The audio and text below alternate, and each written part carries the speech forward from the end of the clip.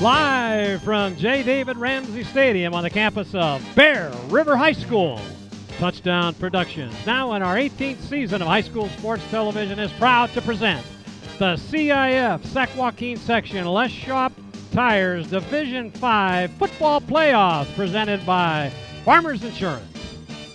Tonight in the Division V Semifinals, your number 1 seed Bear River Bruins take on the number 4 seed Hughson Huskies. We're one game away from the section finals, and all the football action begins right here, right now. It's your NorCal Game of the Week.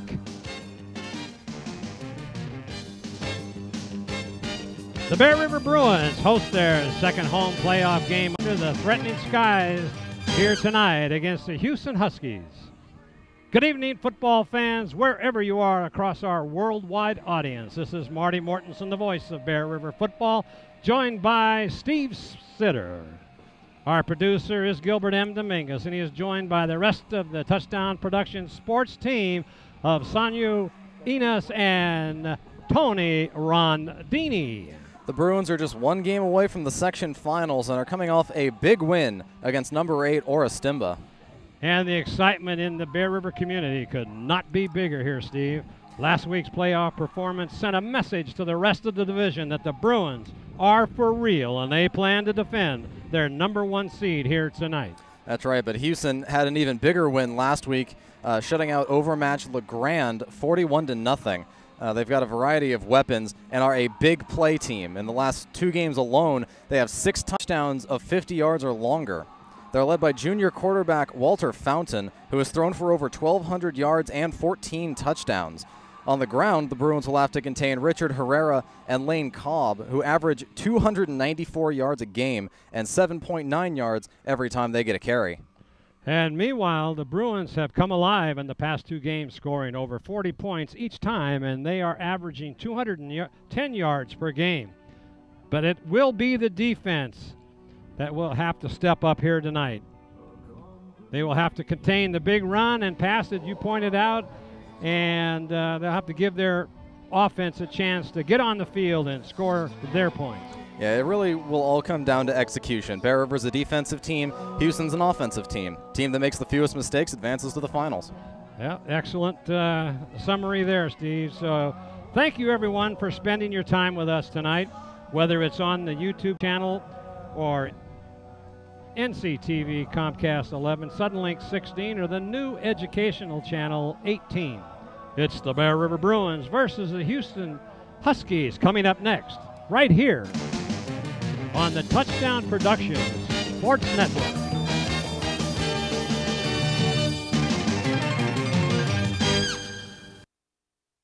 State Farm Insurance has been serving you since 1922. And even though a lot has changed since then, one thing hasn't, and that is customer service. Brian Hollister believes that their mission is to help people manage the risk of everyday life and recover from the unexpected and realize their dreams. Isn't that who you want on your side? Brian Hollister, State Farm Insurance, proud supporters of Bear River football. Delta Home Loans has been matching home buyers with the right home loan since 1989. John and Suzanne Voder really know our market and know what it takes to get you into the home of your dreams. That's why they've been voted Nevada County's best. John and Suzanne Voder love to be part of our community and congratulate Bear River Bruin football team.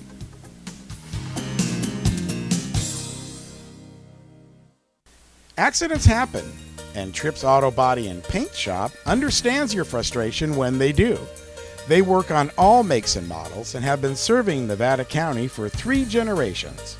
Trips is a proud member of the AAA Repair Network, and their technicians are I-CAR Gold Class professionals. Trips works with all insurance companies and is a direct repair facility for AAA. Voted Nevada County's best, it's Trips Auto Body. It's time to visit the newly remodeled B&C True Value Home and Garden Center. The new B&C has completely changed for your shopping convenience. Their new expanded garden center has everything you need, including expert advice on trees, shrubs, and perennials. Check out their new website and the new spring hours. And thank you for voting B&C the best hardware and building supply in 2012. So start right, start here at B&C True Value Home and Garden Center. Welcome to Plaza Tire and Automotive Service in Grass Valley. At Plaza Tire and Automotive Service, the customer comes first. We only do what's right for the customer, not necessarily what's right for business. Third generation family member, learned all that I know from my Grandpa Fred, my dad, my Uncle Mike, my grandma. My entire family's been a huge part of learning about the automotive industry. Grass Valley is our 4th location, and you can also find us in Colfax, Penn Valley, and Nevada City. I am Blake Hauser, and I welcome you to join us for the grand opening at our Grass Valley location. Hello, I'm Dr. Victoria Tutak, and welcome to Advanced Chiropractic Centers. Are you tired of living with debilitating pain, physically impacting the quality of your life? Here at Advanced Chiropractic Centers, we offer a variety of options.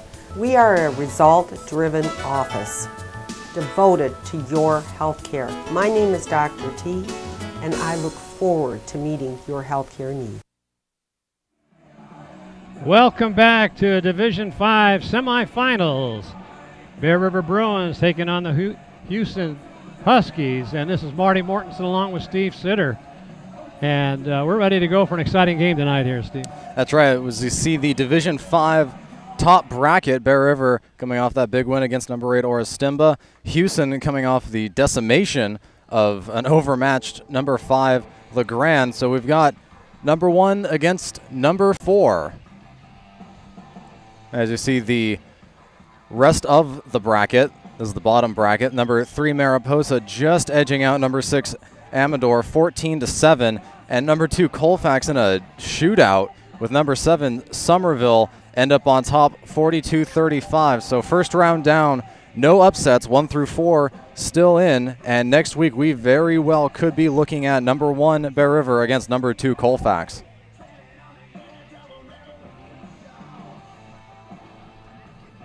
There's the Division III football playoffs. Number 7 Placer getting knocked out by Rio Linda in another shootout, 62-51. So number 10 Rio Linda advances in a big upset, and number 2 Sierra surprising no one against number 15 Rosemont, 69-37. So number 2 Sierra will host Rio Linda tonight and presumably be moving on next week. So if Bear River is victorious tonight, they will be facing either number 2 Colfax or number 3 Mariposa in the finals. That'll be held in Lodi, California.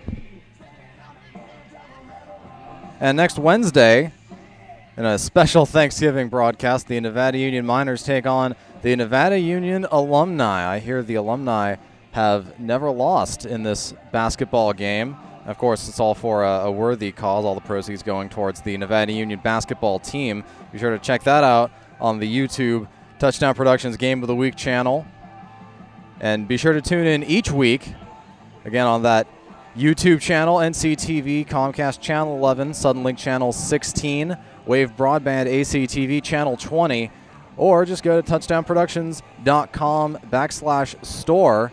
Sure, there are tons of great Christmas gifts that you can get for that special person in your life. And we'd like to remind you that you're watching exclusive coverage of Division V playoffs. You cut your Bear River Bruins.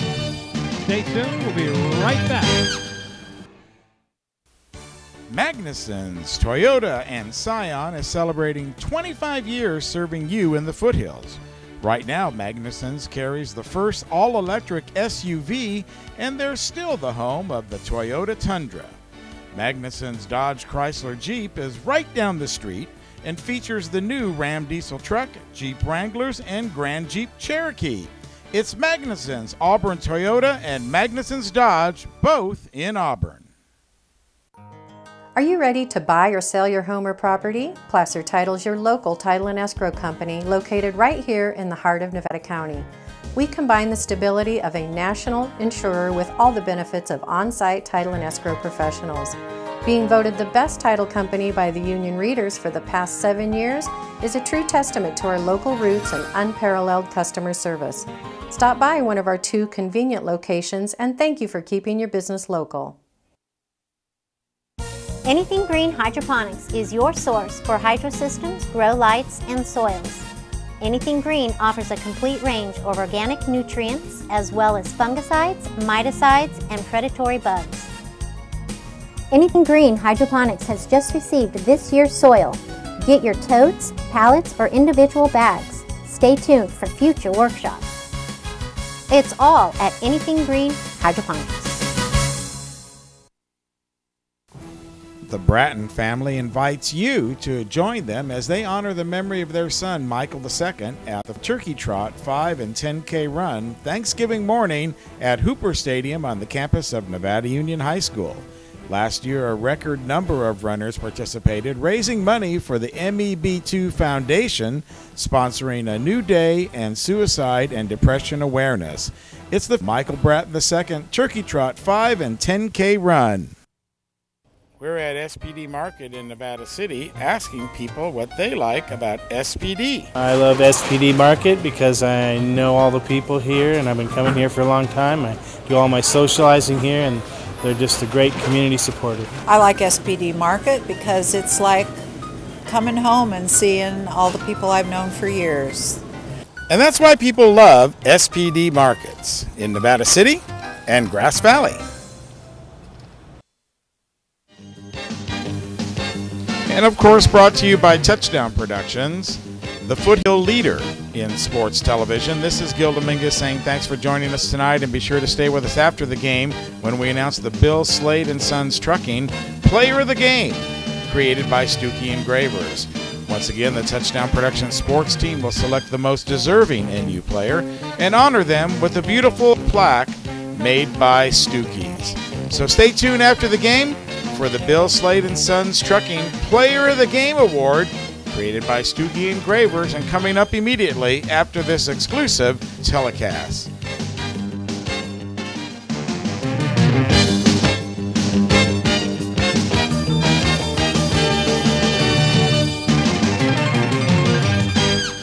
Yeah, we're back and just about ready for the national anthem and the kickoff. A good crowd from Hughson across the way, Steve. Yeah, they've really packed them in. There's a good showing for a very, very high-powered offensive team. Yeah, there's a good shot of the crowd. They have driven up from down Highway 99, and it looks like they're going to be anticipating a good game from this great team they got. Yeah, this is a team with a lot of weapons. They're averaging 400 yards of total offense a game, and Bear River is averaging just under 300. So Bear River's defense really needs to stand tall, and especially with the third down conversions last week against Orostimba, held Orostimba just 2 for 14 on third down conversions, and the week before that they held Lincoln 0 for 11. So if they can keep that up, they have a very legitimate chance of hanging with a tough Hughson Huskies football team. There's a good shot of the Bear River team, and now going out to the center of the field are the captains for tonight's game. We've got John Voter, and we've got number 35 is Kyle Krogman, along with Hollister, Connor Hollister, and number 11 is Ryan Wagner. And for Hughson, they've got number 18, Jeff Gaylord, number 31, Trenton Bays, number 61, Khalid Watkins, and number 75, Michael Stewart. So we'll have 2 bases out there tonight, one for Bear River, number 22, and what was the other? Oh, it's B-A-Y-E-S. Strangely enough, their big offensive stars are not the captains. They've got 2 linemen, a third-string running back, and a second-string wide receiver out there as the captains. So I don't know if they're going to have the referee mic'd up tonight. The coin is being flipped there. So let's see. It looks like Hughson won the toss. They won, but they decline, and now Bear River will get their choice of what goal they want to defend. That means the Huskies will get the ball at the start of the third quarter. So Bear River will be defending the east goal, and Hughson will be defending the west goal, and captain shake hand in the center of the field, and we're just about ready for our national anthem, and then we'll get ready for the kickoff. Exciting game coming your way here tonight.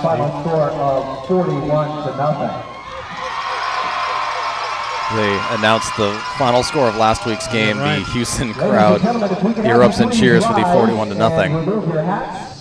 I say that was a drubbing. Direct your attention to the west end of the stadium, the scoreboard side, as we honor America with the presentation of the Star-Spangled Banner. Singing the national anthem this evening, representing Jazz Unlimited and Starlight Express, is Bear River sophomore Haley Patrick.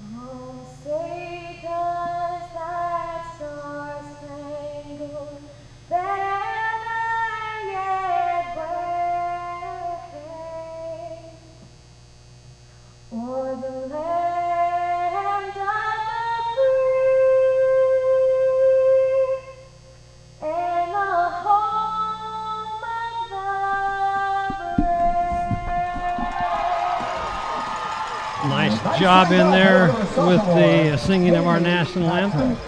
That's Haley Patrick from Bear River. Jazz Unlimited sophomore. I'm sure we'll hear some more from her in the couple years to come. 9-2, 4-1 in the Pioneer Valley League, good for second place, and the Bruins will be playing their final home game of the 24. PVL teams playing tonight in the semifinals, and that's Bear River out here tonight, and over in Colfax, just about 10 miles away as the crow flies, will be Colfax playing. So if both PVL teams win tonight, they'll be playing each other for the finals and the championship next Friday night in Lodi.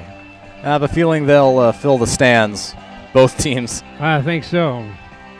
So Bear River lines up to receive the kickoff. We've got in the backfield is Mastrella and Uclari. If they've seen the game films, they're probably going to keep it away from both of those two young men. And the kicker, maybe a short. The kicker for Hughson is number 22, Sean Bledsoe. And he's got a pretty good leg on him. He's 80% point after. There's the two receiving backs standing on their own 10-yard line. Mastrella here closest to us, and Uclari across the way. So here we go. Bledsoe ready to kick. And it's going to be kicked and taken in there by Uclari. He comes up the field. He's got a couple of spots. Oh, he had one guy to beat. Just couldn't get by him. And he got out to the 35-yard line. Tackle on the play made by number 32, DJ Sexton for the Huskies. Sexton made the tackle for the Huskies, but he had one man to beat. He's got some breakaway speed. So here come your Bruins. Voter in the backfield behind his younger brother, Jason Voter. Handoff to Uclari, coming around the right side, cuts inside, and he gets up for about 8 yards. That's Kyle Uclari. About 7 yards on the carry. Second down and 3 to go. Tackle made by number 9, Walter Fountain. Walter Fountain, the quarterback, also playing safety, was in there on the tackle. Two flankers out here to the right. We got Wagner, and now shifting over to this other side is Hollister. In motion is Uclari. Fakes a handoff, looking to pass. Nowhere to go. He's going to get hit from behind for a big loss, and that'll bring up.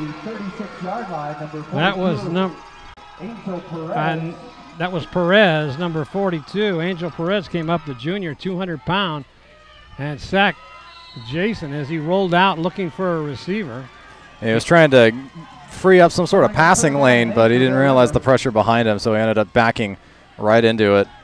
You'll see it here. He's going to run right into his blocker. He's going to try and push off, but he has no idea Perez is right behind him, and Perez just takes him straight down. Well, it's third down and long here. About seven to go for a first down. Two backs in the backfield. Good snap, looking, and he threw it before Wagner cut. They only had one receiver in the pattern. Everybody staying back to block. And that pass just did not get there in time. Not a bad idea, just kind of a short post route. He's going to cut towards the sideline and just try and, Voter trying to throw it to his back shoulder, so when he turns, it's right there, but the throw just too far behind him. So Alina's back to do the punting. Good snap. And there's the kick. It's going to hit short. And it takes a Husky roll, and it's going to be down at about the 38-yard line where they'll take over. So Bear River goes 3 and out with a quarterback sack. And so now they'll give the Huskies some good field position. So here come your Huskies. The Huskies, as we said, are a very offensive team. They go for those big plays, and Bear River historically has had trouble defending. Last week, first play of the game was a huge touchdown. Travis Whitehead in for the first time in about 4 weeks. Handoff over the right side, and he's going to be brought down right with a couple-yard gain. Herrera, the ball carrier, that's one of their primary runners. Krogman in on the tackle. Hughson's coming into tonight's game averaging over 400 yards of total offense per game. So he looks like he got 3 on that carry. Still got a ways to go to get 400. Yep, so Fountain at quarterback. Handoff, nowhere to go. John Voter comes up and brings him down with maybe a yard, maybe just a half-yard gain, so it'll bring up third down and about 7. Austin Bays in on the tackle. So that'll bring up third down. Ed Anderson chimes the chime over the stadium here.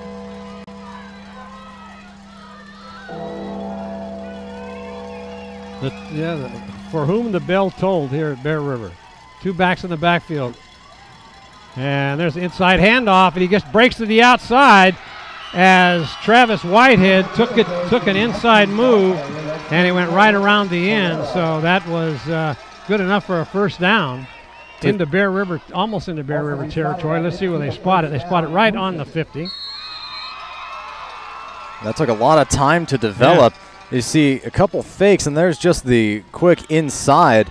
Ryan Wagner kind of pinched towards the inside, and that's why he didn't get over in time to stop that run from becoming out of hand. Handoff. No, he faked the handoff looking. He's going to throw a pass. It's caught, and for about 8 yards, Davis on the defense, but it was a nice pass. Second down and 2. Completed for about 8. Boy, Gunnar Simpson was right on Fountain's tail.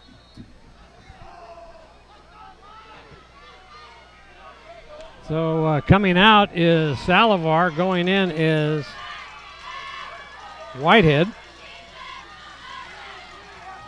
I formation. Looking to quick pass, and he hands off, and I don't know if he made it or not. He looks like he's going to be short of the first down. Let's see. Number 20, Lane Cobb to the 39-yard. Oh, they're going to give him the first. The first down. I didn't think he made it. So that'll be 1st and 10 as the Huskies continue to march. That looked like a very favorable spot. Well, he definitely fell forward, just a matter of when his knee touched. Well, they spread the formation now. And there's a handoff. Cuts to the outside, but then he's first one to hit him was Voter, but he couldn't bring him down as he juked around him, and now he picks up about 4 yards, so it'll be 2nd down and about 6. Bear River doesn't seem to have a stop so far for these runs. Well, there's a variety of runs that they're pulling off. Some go to the inside, some go to the outside, so the linebackers really have to pay attention which way the play develops. Voter was the first one in. Got a hand on him, but couldn't bring him down. Looking to pass, quick pass out into the flat. Got his man wide open over there. And he's going to get a first down as Hollister comes over and makes a stop. There's a flag down in the backfield, though. Might have been a hold. That would be a first down if it doesn't get called back. Personal foul against, that'll take him back 15 from the spot of the foul. That'll negate that first down there, Steve. And I guess we're not going to get an explanation as to what type of personal foul. They're going to step it off from the point of the foul, and that's going to be taken back inside the 50. They're inside the 50-yard line and be spotted down on their own 45. On the offense, 15-yard penalty, foul, 2nd down. Yeah, so no explanation of what kind of personal foul. Nope, I didn't see it, but I was watching the pass. So now, back in I formation again. They've got 2 receivers out. Looking now, they're going to do a draw, and Bear River smelled that play right away. This fumble is picked up, could go. That's Voter down to the 5. Touchdown, Bruins! Let's see if they're gonna. Let's see. I don't see anything going up here. A fumble recovery. What? Well, the FAR judge is saying no touchdown. That's going to be a big play. The referee is saying to coaches Savoy and Logue that he blew the whistle. That is that was no a very fumble. Quick whistle. Here it is. An inadvertent whistle after the interception. It's red ball, first down. Inadvertent whistle. No, it was a fumble. And they blew the whistle, a quick whistle, and picked up by Voter. That is a very interesting call. But it will go down as a fumble recovery. So that's good news for Bear River anyway. Right. But still, they've got to go now. Instead of kicking off, they've got to go 45 yards or 40 yards now for. Yeah, it looks like they're spotting it on the 40. He was hit by 2 of the up front linemen for Bear River. I didn't see who they were, but they were able to knock the ball out. Good camera work in there by our crack crew. So now we've got O'Brien in the game. Takes a snap. He's going to be brought. Oh, there's going to be a face mask call. Yeah, they're going to have to pass more out of that formation because they've watched the films. Houston is definitely bringing pressure. Yeah, they are. And it looks like it's going to go against. It's going to go against. Here's a face mask. Helmet opening on against defense. 15 yards. Result of penalty. So 2 critical penalties here for the Huskies. See if Bear River can capitalize. Well, last week, Houston racked up almost 100 yards in penalties. So this could prove to be their undoing if this keeps up. They're very aggressive. And now Jason Voter comes into the game. Voter in the backfield. Shotgun formation. They go into a shift Three receivers to the left side in motion as Euclair hands off, trying to go around the right side, the left side. Can't turn the corner, and he's going to. Now there's another penalty goes down. I think this might be against Euclair. Probably hands in the face mask on that stiff arm. It looked like he had problems getting his hand withdrawn. That could come back if it is. Now, yeah, you're right. Good call, Steve. You caught that one. It was a very good stiff arm up to the point where it grabbed the face mask, and then it became a penalty. Yeah, so they'll step that off. Bear River will move all the way back to about the 48-yard line. So now they've got to go all the way down to about the 15-yard line for a first down. So they haven't been able to move the ball very well here. They may have to put the ball in the air here. Well, they've only had 3 plays from scrimmage so far. Quick pass, and he's got him wide open, and he dropped the ball. That was Euclair. Euclair dropped that pass. He had a touchdown written all over that one. Nobody around, and he just couldn't hold on to it. Wow. That really was a matter of him jumping too early. You'll see it. He may have turned his head. You're right. Let's see what he said. What happened here? I mean, it's a good pass. Right on the money. Yeah, it's perfect. He jumps right here and just slips right through his fingers. Had his head on it the whole way. Just couldn't close his hands on it. Big play right there. That had potential. So here comes now second down and about 25 yards. Mastrella in motion, looking. They're going to go with the same play again. This time they got Mastrella. He gets it, and he's going to be thrown out of bounds. So Mastrella catches that ball that time. About a 16-yard pass in total. So that'll bring up third down and about 13. Yeah, call it 13. Yep. So Austin Bays comes into the backfield. 5:39 left to go in the first quarter. Timeout's called. Bear River calls timeout. Important third down right here, so they want to make sure they got the right players in the game along with the right play called. And this has been a fairly frustrating possession. You see the Mike Bratton State Farm Insurance scoreboard. Neither team able to get points on the board in their opening possessions here in the first quarter. But what a turn of events. The fumble by Hughson, the seeming touchdown recovery by Bear River called back. A big running gain by Euclair called back because of a face mask. And a pass to Euclair goes right through his hands on the next play. Yeah, I think that's going to be an important play when this game's over with, that quick whistle. Referee just didn't see it in time. Here come the Bruins. It's third down and 13. Looking. He got in the corner, and did he catch it? Incomplete for Wagner. That'll bring up fourth down. They're going to probably go for it here.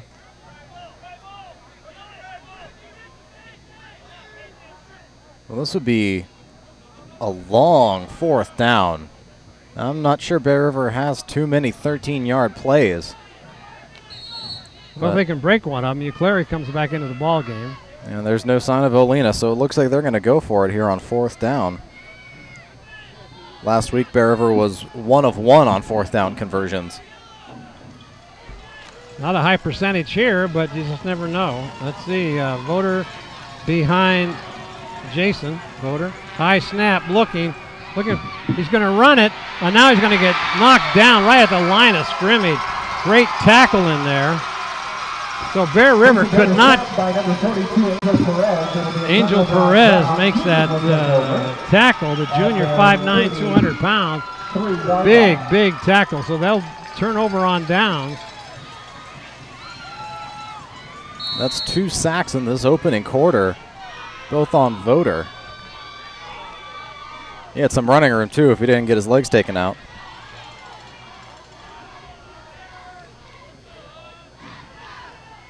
Here's the inside handoff, and that's going to go for a couple. 34 Herrera on the carry across the 35 up to the 30. And here's the replay. You see he has a lot of room on the left side of the pocket. And Perez just disengages from John Voter long enough to tackle Jason. There's a gain of about 5 yards. That'll bring up 2nd and 5. So they're making big yardage on their possessions. So far, a penalty and a fumble have cost them here so far. Looks like there was movement around the right side. It's going to be a sweep. He's got a first down, and he goes out of bounds. And there's a late flag, too. Let's see what they're going to call there.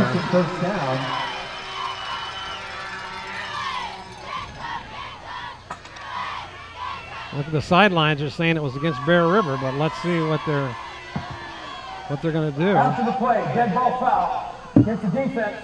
15-yard penalty in the run. Wow. And again, no mention of what that penalty actually is. Just that it's presumably a personal foul as it's 15 yards. So that'll bring the ball will be placed on the Bear River 40-yard line, where it'll be 1st and 10.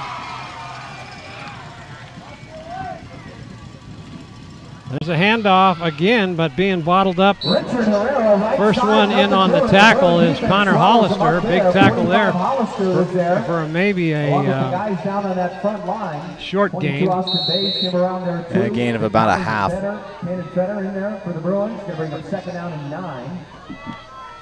Houston's run, not really used to this sort of run defense Bear River is employing. Looks like they're averaging about 4 yards per carry. It's half what they're used to. One man in motion, pitch back, and he's going to get, oh my goodness. And coming down the sideline, he's going to get knocked out of bounds, but he was in the arms of one of the Bear River tacklers, and he was able to get away and make that play. Wow. That was Gunnar Simpson again in the face of the quarterback and just can't bring him down. That'd have been for about a 15-yard loss, too. That was a big, big play.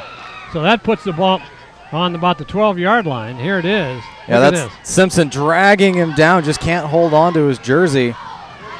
And coming up, it looked like Cade Matthews was about to get in there. And then the two Bruins in the secondary take each other out, and Kyle Krogman has to knock him out of bounds. Inside handoff, and Bear River stuffs it.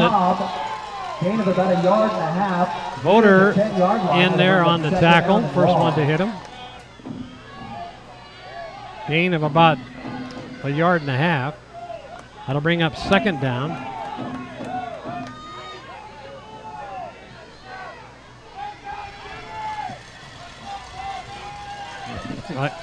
I got it.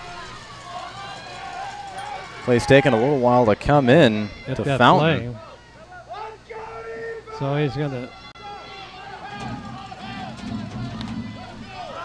3:15 and counting in the first quarter.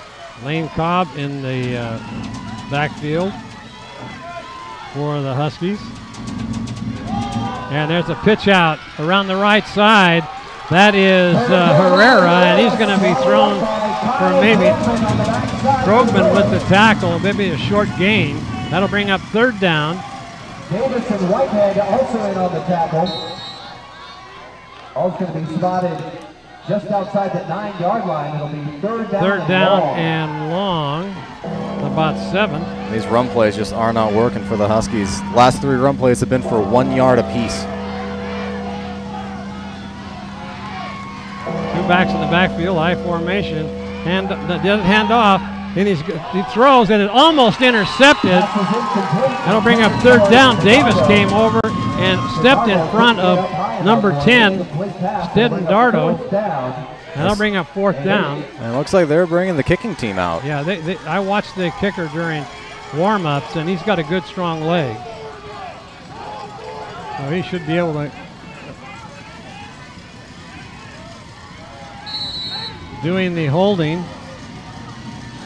Denardo, he's the backup quarterback. This will be a 26-yard kick.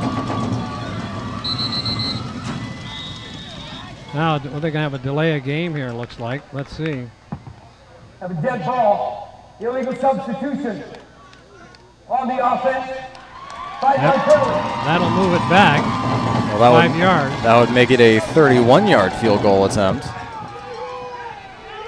We got 2:24 left to go in this first quarter. Field goal attempt will be from approximately 31 yards. This will be Bledsoe attempting the kick, number 22. See if they can get a good snap put down.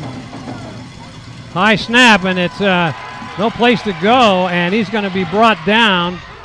And Bear River stuffs it, so Bear River takes over on down. Did you think that was a design play, or did you think it was because of the high snap? The way he popped out of that, it looks like it might have been, but there was nowhere for him to go once he had it. So I'm going to go with no. Snap was high, but I don't know whether it was a design play or not. So Bear River takes over on their own 10-yard line. Well, they'll have 1st and 10 with 2:17 left to go. They've got 90 yards to go for a touchdown. Let's see what they can do now. Jason Voter. Now another flag goes up in the air. Let's see. Let's see the snap. It's a very high snap. False start on the offense. No, he just came out of the crouch well to catch it, and he really had nowhere to go. Kind of a good jump for him to get a 5-yard net gain on the play. So that was a good turnover there for the Bruins on downs, and now they've got a penalty, so they're back 1st and 15 on their own 5-yard line. And here comes Uclari, cuts it up the middle, and he's going to maybe get back to the original line of scrimmage, but they stop him. Now another flag comes in. Let's see, that might be against the Huskies. Looks like they're looking that direction. Let's see what they do. Might be a face mask. 5-yard face mask against the defense. 5-yard penalty, no first down. Well, with that is the 7th penalty tonight. So it's 1st down now and about 6 yards to go for a 1st down. 2nd down and 6. No, 1st and high snap and breaking away, and that's Voter down the sideline, and he gets all the way out to the 35-yard line. 20-yard run. So is that the Bruins' first down of the night? Oh, yes. Oh, that's what I thought. Okay. They got 1:46 left to go in this first quarter. Voter just lowers his shoulder and bowls over a few Huskies, bouncing off a tackle at the line there. Speed it up, shrugs a tackle there, bowls over another Husky. There's the Uclari that didn't go anywhere. They've got Uclari, and they're going to now another flag comes in. Uclari dropped to the backfield, but another flag down. They're just beating up on Uclari tonight. He's struggling trying to get by these big linemen. Let's see what they're going to call here now. Head ball, sideline warning, Bear River. Sideline warning to Bear River. No, so that'll bring up 2nd down then. And about 12. Yeah, Uclari is just getting stacked. Yep. Everyone's keying on him because they know he's the fast runner and John Voter is the strong runner, as it were. So Voter and Lastrella in the backfield. Throwing down, and they pushed him out of bounds, and they're not going to call a flag. And Olena's looking. Incomplete there. It definitely looked like Jeff Gaylord was face guarding, but there is no flag there. They only had one.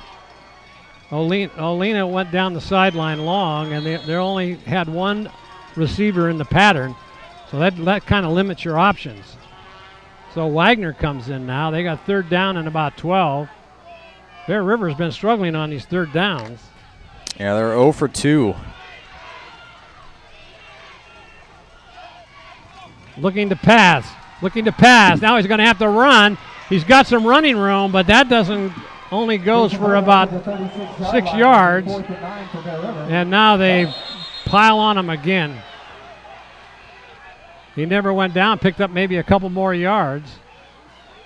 That was another very strange play where Jason Voter looks like he shrugged the tackle but never actually went down.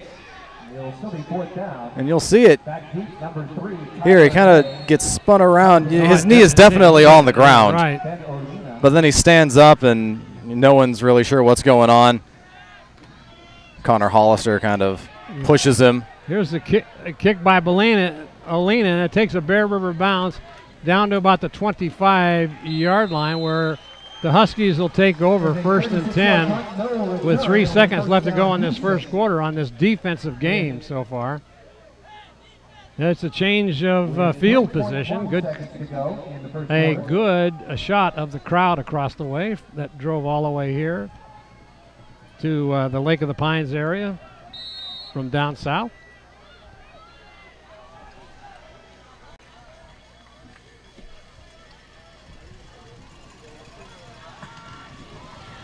So here come the Huskies again, 1st and 10. Handoff around the right side, but met in there by Vaughn. Vaughn maybe got a yard at the most. Jimmy Vaughn in on that stop. So here we are after 1 quarter on your State Farm Insurance Mike Bratton scoreboard. No score. Well, both teams coming up with good yardage, but unable to put any points on the board. Oh, I'm sure both teams are pretty unhappy with their total yardage. Yeah. Bear River with 30 on the ground, 9 through the air if you account for the 2 sacks. That quick whistle for the touchdown was very big in that first quarter. That Bear River couldn't capitalize deep down in the Huskies territory. So we'll see what happens here as they spot the ball on the 27-yard line of the Huskies. It'll be a 2nd down and about 9.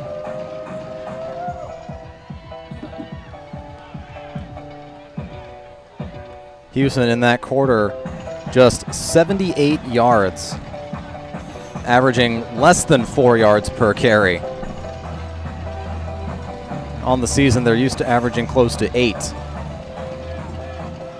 But Bear River only getting 11 plays from scrimmage. Hughson with 15. Herrera and Cobb in I formation behind the quarterback fountain.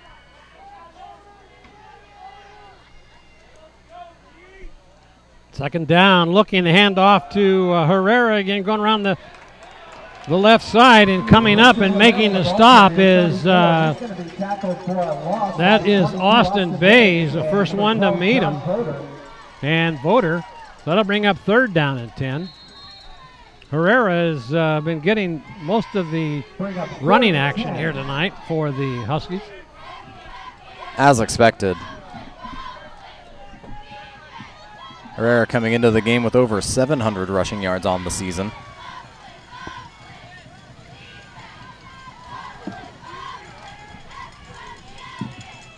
High formation again, looking to pass. He stubbed and throw it out in the flat, but then right there to get him, and the ball's fumbled. And let's see if Bear River gets it. I think they do. I think you're right, Marty. Coming up with was Salivar, and the Bruins recover. I was right there on that one. It looked like Bear River had three.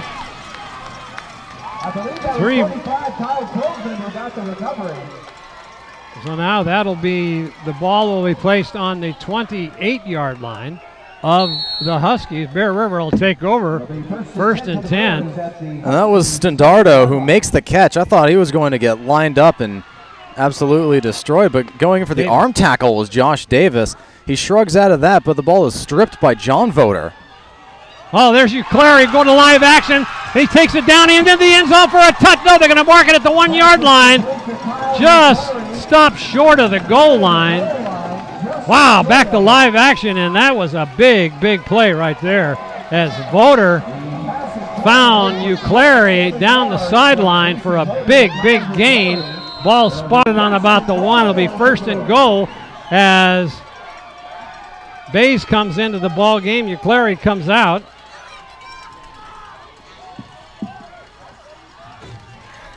First and goal for the Bruins after that recovery of that fumble. Full house backfield, and the handoff goes to touchdown Bruins.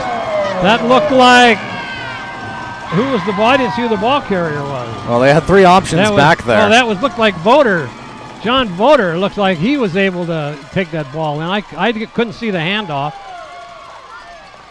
So Bear River capitalized on that fumble, and now they go up on top. Right now, 6-0. Olena's in to attempt the extra point.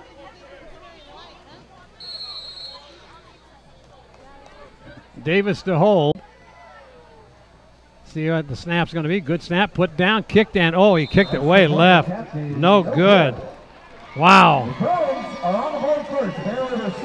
Olena seldom ever misses on those extra points, and that was just a line drive, low kick left. Yeah, that probably has to do with him slipping coming out if he's going to hit a line drive like that.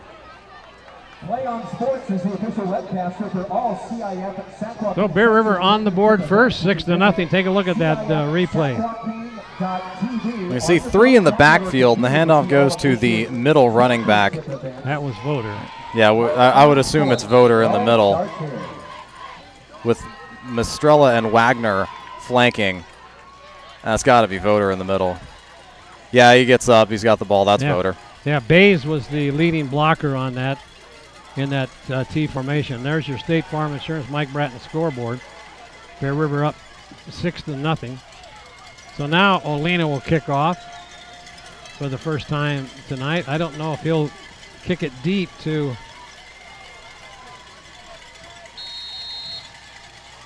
the lone back standing about the own 5-yard line. It may kick it short. Let's see what he does. It's going to be short, taken by the up front man. He fumbles the ball, but then it's picked up by, that is number 3, May, and he's going to get good field position. Oh, that could have been disastrous again for the Huskies. Bruins touchdown, by the way. I wasn't trying to be elusive with naming who scored it. We were trying to figure it out from up here. It was 12 John Voter who had that touchdown run for Bear River. So now, Brian Hudson announced a touchdown 3 minutes ago, and we beat him to it. So here come the Huskies, 2 backs in the backfield. That's handoff to the back coming around the other end, but he's cut off. Got some blocking. He goes the other way. He's going to get a first down. Wow. He was stopped dead in his tracks. Everybody from Bear River came on over to the left side, and he just reversed direction and went the other way, and he had the quarterback Fountain leading the way. Yeah, Stendardo has excellent speed. He has been in as a wide receiver and running back, and he's even 1-for-1 passing.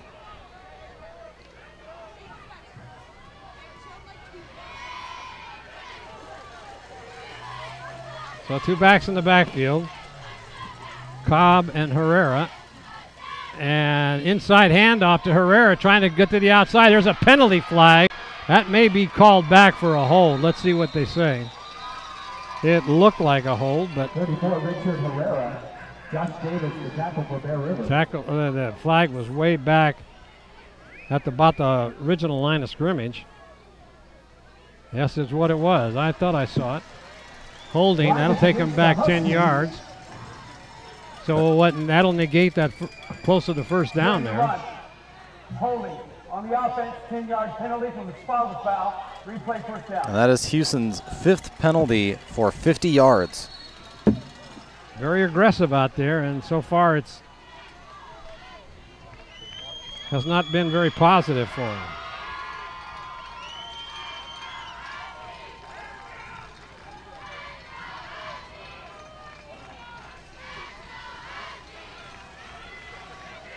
So here come the Huskies now. They've got first and about 20. Looking to pass, drop straight back, big rush. They throw a screen out there, and coming up and making the stop, that is Voter. Gives himself a hand, and another big loss. Voter covered that one nicely. Didn't fool him. So Hughson is moving backwards here. Now they've got about second down and about Colfax 7.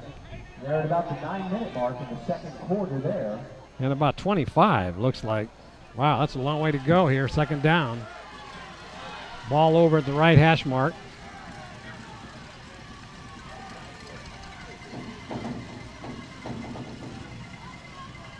And he's going to roll out to the right, being chased. And he fumbles the ball, and it looks like Bear River's got it.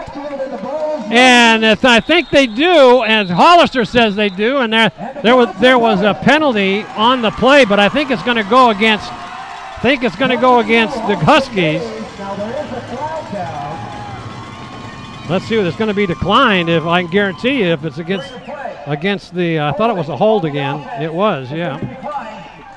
So Bear River can capitalize now, and the ball's on the 36-yard line of the Huskies. So they're kind of shooting themselves in the foot here. That is their fourth turnover on 4 possessions, 3 fumbles, and 1 on downs. Travis Whitehead in the game on offense for the first time tonight.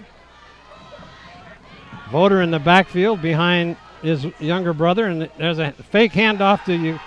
You're going to pass out in the flat over here, and that was intended. There's a penalty flag going down. That was intended for Whitehead. And that was Fountain in the coverage. And I think that's he did push him out of that. I mean, he kept him from going after the ball. Well, it wasn't against Whitehead, I can guarantee you that. That's the second or third time we've seen face guarding in coverage. Yeah. On the defense, 15-yard penalty from the previous spot. First out. Well, Bear River now moving down the field in good field position. Travis Whitehead has been out for 4 weeks now with that. He hurt it during the Colfax game on the very first or second play of the game. It was a long pass down the sideline, and he came down on his ankle and ended up being out for the next 3 weeks. Handoff to Voter, and there should be another face mask, but they bring him down for no gain, but he was definitely grabbed in the face mask, but the referee didn't see it, so that'll bring up second down and 10. And also number 32, DJ Sexton. Sexton in on the tackle. Sexton not very big for a linebacker, 5'10", 146.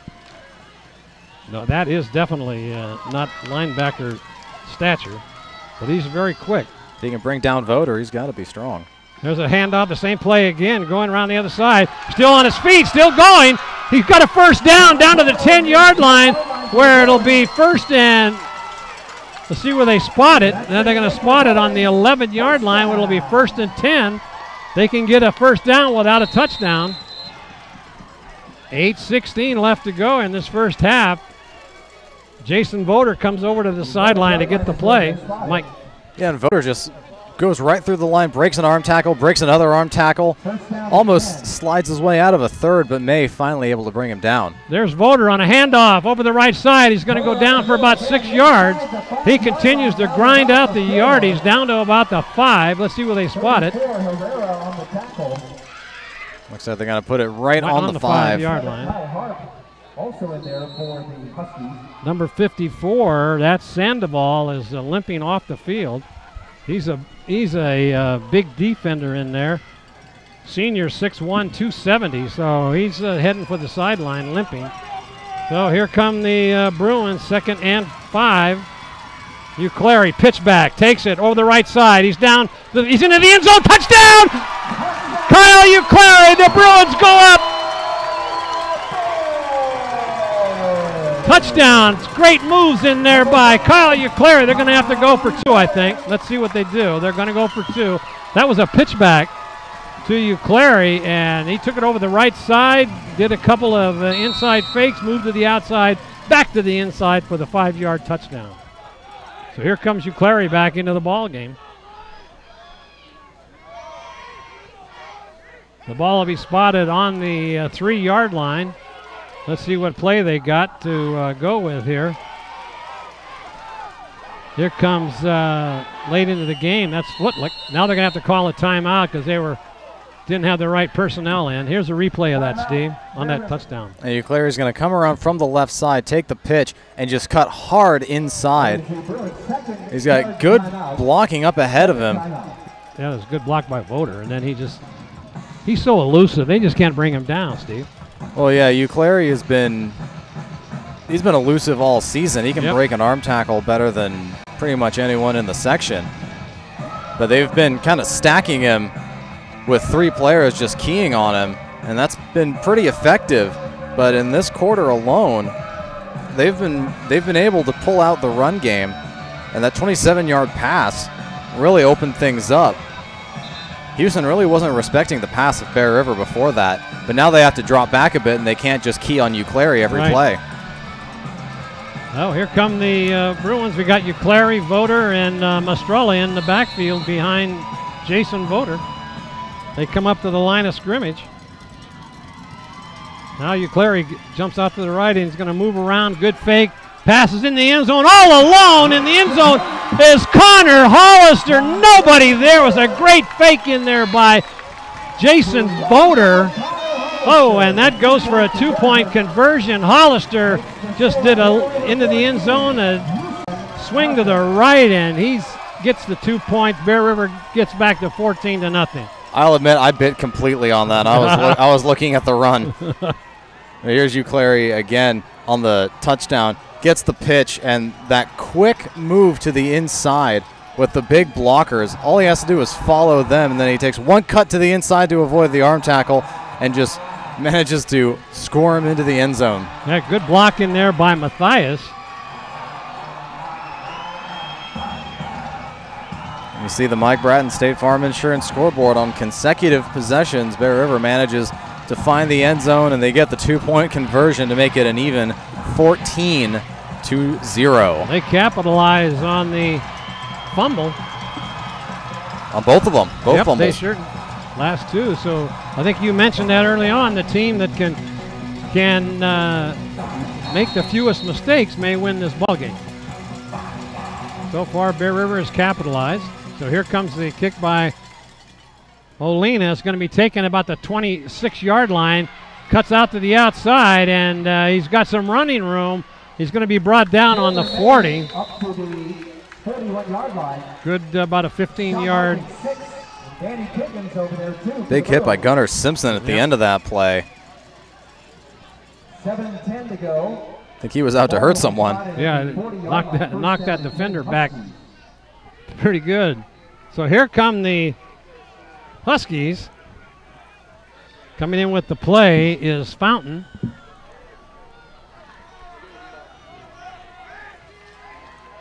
In the backfield, we got Cobb and we've got Herrera in I formation. In motion is Perez. And that going to sweep to the outside, but maybe picks up 4 or 5 on the play. Herrera, the ball carrier. Up near the 45-yard line. Well, he's their workhorse. And there's someone down. There's a Husky down. He's getting helped up. Oh, and that's Herrera. That could be bad. He's not putting a lot of weight on his right foot. We'll have to watch for him as the game goes on.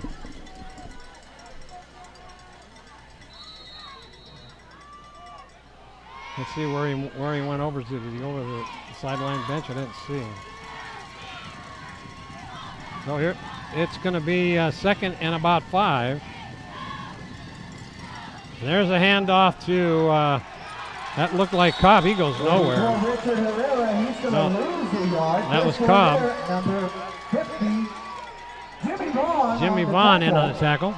And I apologize, the ball carrier was number 20, Lane Cobb. Cobb, the ball carrier. We met his parents the night before the ball game. Very nice folks, coming all this way to Lake of the Pines. Got a new back in the I formation. That is number 31, and that is Bays. And there's a incomplete pass. That'll be forced to punt. Wagner in on that.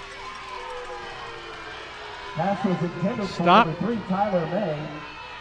Intended for May. So that'll bring in the kicking team. That was very good pass defense by Wagner. He came over the top of the route and just knocked it down with his left hand.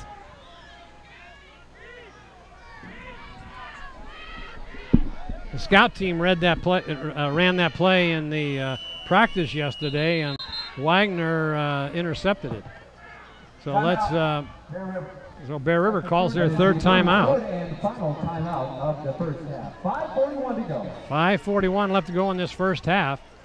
So far, it's been Bear River capitalizing on the mistakes by the Huskies, Steve. Absolutely, and we said before the game that Hughson is a big play team. They have a lot of plays from scrimmage that can result in long touchdowns. And Hughson tonight only has 2 plays for more than 10 yards, and that's excellent defense. And there's the end of that play, Wagner coming over the top and just knocking it down. It was not a very accurate pass. And we got a score update from the Colfax game. Mariposa on top, 14-7. I just heard that from Brian Hudson, the field announcer. Let's take a look at that replay. It was very well defended. Quarterback Fountain has a lot of time to deliver, but he throws into double coverage, which is rarely a good idea, especially in 3rd and 5. So back to receive the punt is Clary, and that's O'Brien. High snap, good rush, and let's see who's going to take it. O'Brien's got it on the right, on down the sideline. He comes up and got no place to go, and he's sacked right away over there. Nice tackle by the Huskies. So Bear River takes over 1st and 10 on their own. Let's see where they're going to mark it. About the 25-yard line, or no, it looks like the 20. Yeah, they're marking it right on the 20. Okay. So Bear River got a chance to run some time off the clock and try to put some more points on the board. Handoff around the right side. Voter goes on, gets some big yardage. That's a first down. Boy, he just lowered his head and continued on his merry way, running over a couple of defenders.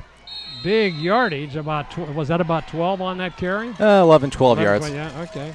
I like how we're seeing Voter and Euclary kind of switching roles. Euclary is used to getting the runs deep in Bear River territory. Here they go again. That's a handoff again to Voter. He protects the ball. He gets about 6 yards on that carry. Oh, they're going to say it's an 8-yard gain. Second down and 2. Well, the ball's now spotted on the 40, or just shy of the 40-yard line. 2nd and short.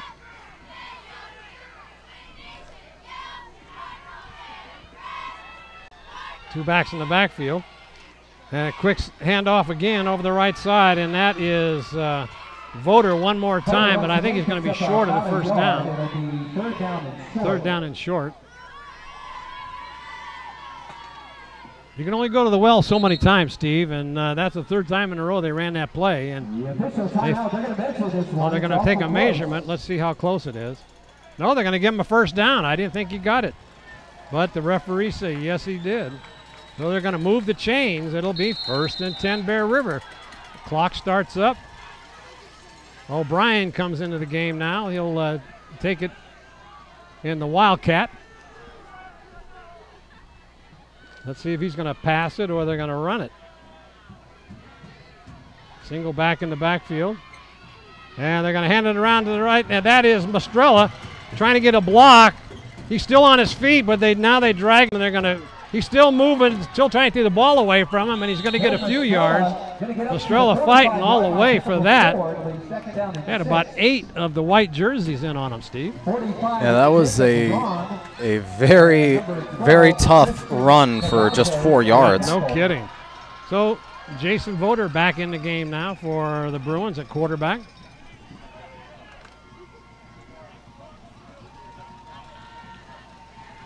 Two backs in the backfield, high snap, and Voter gets it, and he's going to try to run over that one tackler. Couldn't do it. Coming up and making that stop is Perez. Once again on the tackle, 42. Perez is all over the field. He's got a dirty uniform, and he's a player, no question about that. And again, he's only a junior. And another tough run for Bear River for just 3 yards. Yeah, I know. That was a high snap, and they barely got the ball down into the stomach of Voter. Let's see what they play here now. Euclair in motion, they go offside. Somebody moved. It looks like a 5-yard penalty. Everyone's pointing. Yeah. Yeah, that's what I thought. They jumped. I think the right tackle jumped big time. Number 75, that looked like. That's Stewart. Big kid. And for Hughson, that's 7 penalties for 70 yards in just 1 half. Yeah, that has hurt them. No doubt about that. So here come the Bruins now. They have a 1st and 10 on their own, on the Husky 46. And there is an end around to Euclair. Turns up the corner, lowers his head, and brought down in there by number 12. That is Chavez. It'll be 2nd down and 4. Tackle was made by number 12, Christian Cavasso. Oh, Cavasso. Mark that up phonetically, and we'll get that. Cavasso. It's a gain of about 5, and there's a handoff to Voter. Tries to pick his hole over the right side, and doing the lead blocking was big number 76 for the Bruins, Boyer. 5'10", 240. And now the Houston calls a timeout, trying to hold him here, but Bear River's in 2-down territory here, Steve. Well, I think they're really just trying to slow down the pace of this game. Bear River has done nothing but push on the run. Yeah. And I think really this is just a call to get the Houston defense a breather. Mariposa 14, and Colfax has now tied it up at 14. Another score update from Colfax. Colfax has now tied it up at 14 all. And they're going to give Bear River a 1st down at the end of that 2nd down run. My eyes must be deceiving me. That one looked short. Okay, it's 1st and 10. And let's see, the ball is on the 36-yard line. Bear River now comes up. Voter in backfield behind his brother Jason, looking to pass. Got a screen pass out in the flat, but boy, he still got it. He broke away and got back to the original line of scrimmage. Voter on the screen pass, back to the line of scrimmage and nothing more. Boy, it's hard to take John Voter down. That was Sandoval was the first one to hit him. He didn't bite on that screen pass. He went right after Voter. Voter is just a grinding machine out there. He continues to move. So now another timeout going to be called here because Bear River can't call it. And Houston calls a timeout. So they come over to the sideline to get the play. They're trying to, maybe Bear River could turn the ball over here and get some time to at least try to get a score on the board. And there's your Mike Bratton State Farm Insurance scoreboard. Bear River still on top, 14-0, and they are just grinding this possession away. Starting on their own 20.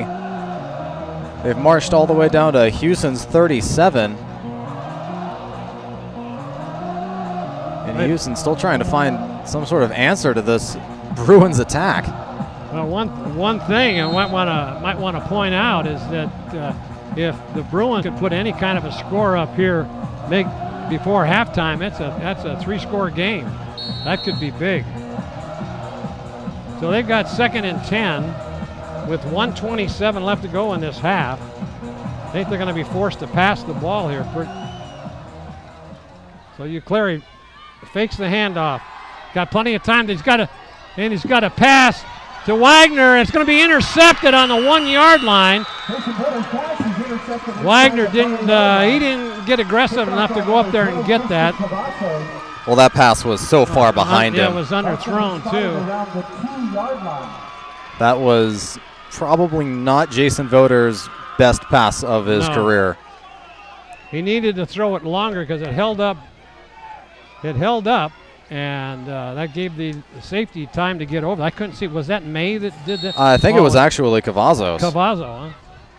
Made that interception. Just hung up too long and didn't have enough air under it. Now, throwing across his body like that, you really got to make sure that at worst you throw it long. Or out of bounds. So here come the Huskies. Handoff into the end zone. That could be a safety, and they're going to get a safety. He's still up. Yep, and it is a safety. They had well, that's one way of getting a couple of points, huh? Wow. With 1:07, they'll get the ball back. That looked like Krogman in there. We'll have to see. But that was a sweep to the left side, and Bear River just smelled that one, and they came up with a big. Wow. Hughson only has 16 rushing yards in this quarter. Oh, take a look at this replay on this safety. Oh, the Bear River line just destroys the Huskies. There are holes opening up everywhere. And as soon as that handoff is detected, all of the linebackers start storming those holes. There is absolutely nowhere for Stendardo to run. And that looked like Uclary in there. It was. Uclary's the one that sacked him in the end zone. Wow. These Huskies have not found a consistent offensive attack. There's your Mike Bratton State Farm Insurance scoreboard. 16 unanswered points here in this second quarter. Bear River goes up on top. So Houston's going to kick off from their own 20. And just over a minute left, but Bear River with no timeouts. So back to receive as Mastrella and Uclary. Let's see who they go to. And it's going to be kind of a squibber. It's been taken up short, and the ball carrier all the way down to the 35-yard line. I didn't see who that was. I believe that was Colton Salivar. Nice return by number 10, Jake Potts. Oh, that's stand corrected, Jake Potts. He took that short kick and squeezed it and ran it up all the way to the 35-yard line. So that's a net 15-yard kickoff there. Normally they punt the ball, but on this case they have the option. So Voters in the backfield. They got Whitehead in. They're looking, and they're going to throw deep this time. They got two guys over there, and that's Wagner in the end zone. Touchdown, Bruins! They had two receivers running the same pattern. Travis Whitehead, and Travis was out in front. Wagner was trailing. They had only one defender covering the two players, and Wagner comes up with a big catch with 52 seconds left to go in this first half, and it's been all Bruins this second quarter. Now Olina's in to attempt the extra point. Let's see if he gets a good snap and a good hold here.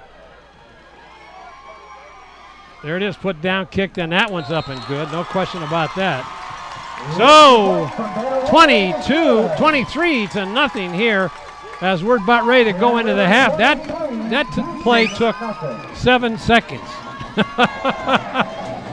Wow, from the 35-yard line right into the end zone, Wagner comes up with the ball. And you know who made that play possible was Jason Voder, because he had to spin out of the grasp. Yeah. See, there's two pass rushers, has to just head fake number 2, who is not even on our roster, and then throws again across his body, and this time he makes sure it's long enough. And just as you said, there were 2 receivers there. Oh, that was Mastrella there. I thought Whitehead was leading the charge, but I take that back. But Wagner comes up with the catch in the end zone. Wow. That's pretty big stuff there, Steve. Oh, absolutely. State Farm Insurance scoreboard presented by Mike Bratton. 23 unanswered points here in the second quarter for the Bruins. Whoa. So Olina will now kick off.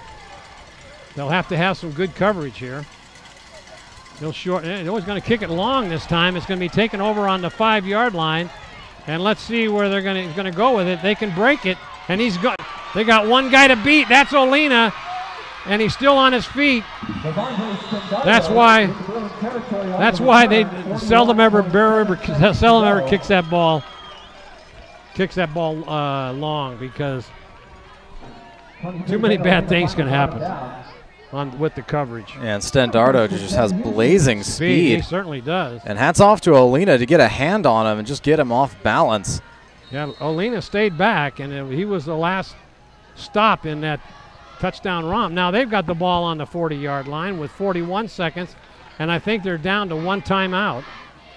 This is the first time Hughson has started in Bear River territory in 7 possessions. So they got Bays and Cobb in the backfield. Quick pass, looking, and he underthrows his receiver. That was intended for Stendardo. He missed his target by about 5 yards, wasn't it? Yeah, just about. If he was a pitcher, I'd tell him to check his release point. Maybe the ball slipped out of his hand. It is pretty dewy out here tonight. The skies are clouding up. Expecting rain later on in this game here. They had rain before the game started, and now it's cleared off this first half.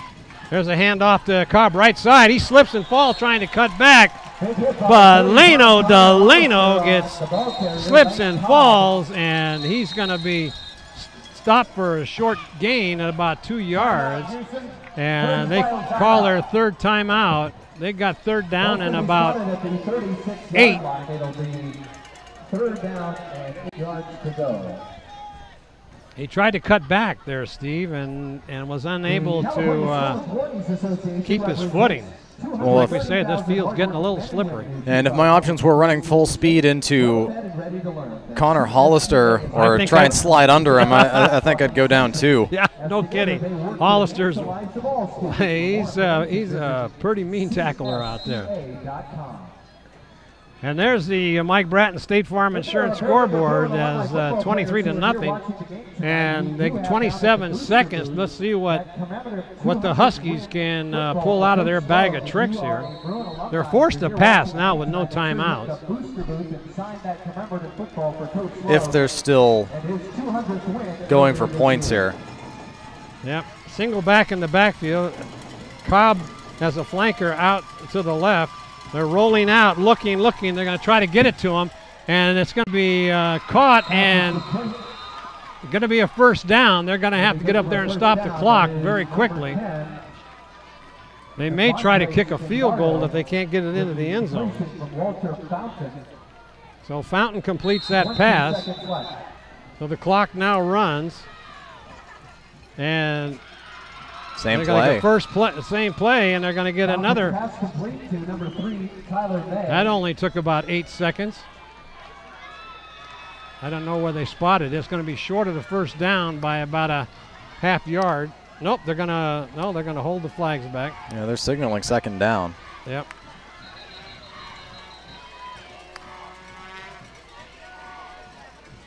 See where they're going to spot it. Well, the side judge is saying that they misspotted.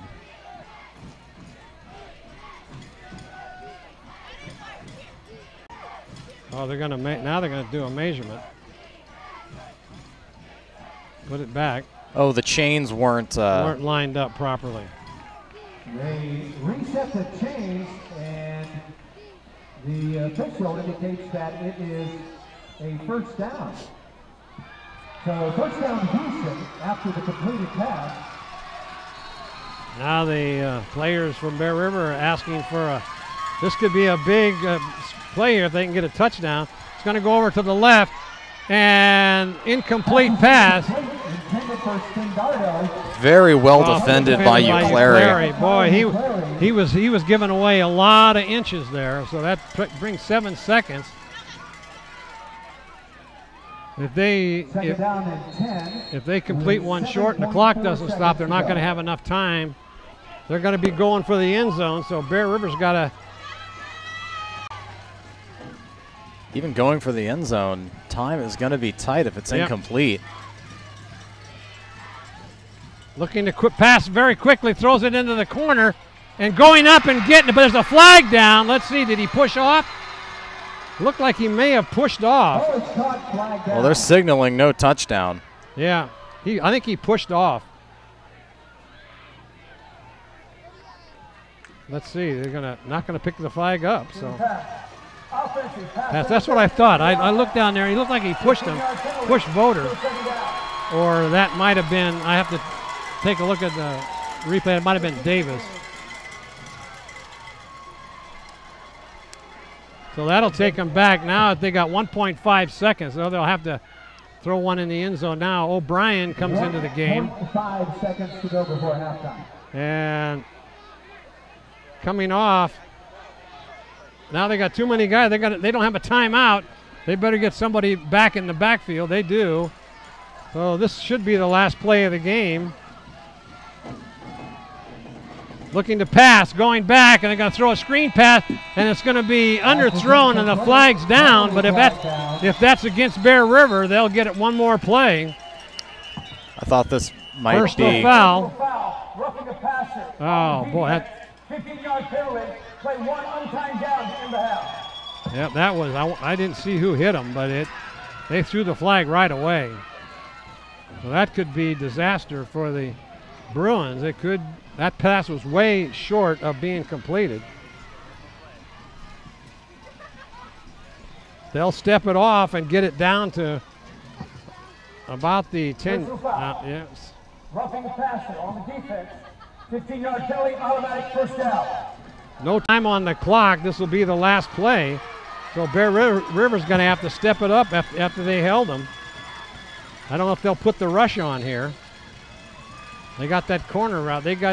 Bear River's got a lot of defenders in the end zone. Looking to step back and throw. Big rush, and it's going to be short. It's going to be intercepted. Coming down, he's got a lane, and that is Voter coming down the sideline, and they get him down at about the 45-yard line. No, that was Salivar. I thought it was Voter. Wow. A lot happened. Now there's another flag down. Let's see what they're calling here. After the change of possession during the return, blocking the back on the defense, that ends the half. The penalty's declined. All right, that does it. Boy, that was quite a first half. All right, we'd like to remind you that you're watching all this exciting Division V playoffs here with Bear River on your Touchdown Production Sports Network. State Farm Insurance has been serving you since 1922. And even though a lot has changed since then, one thing hasn't, and that is customer service. Brian Hollister believes that their mission is to help people manage the risk of everyday life and recover from the unexpected and realize their dreams. Isn't that who you want on your side?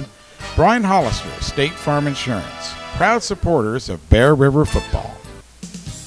Delta Home Loans has been matching home buyers with the right home loan since 1989. John and Suzanne Voter really know our market and know what it takes to get you into the home of your dreams. That's why they've been voted Nevada County's best. John and Suzanne Voter love to be part of our community and congratulate Bear River Bruin football team.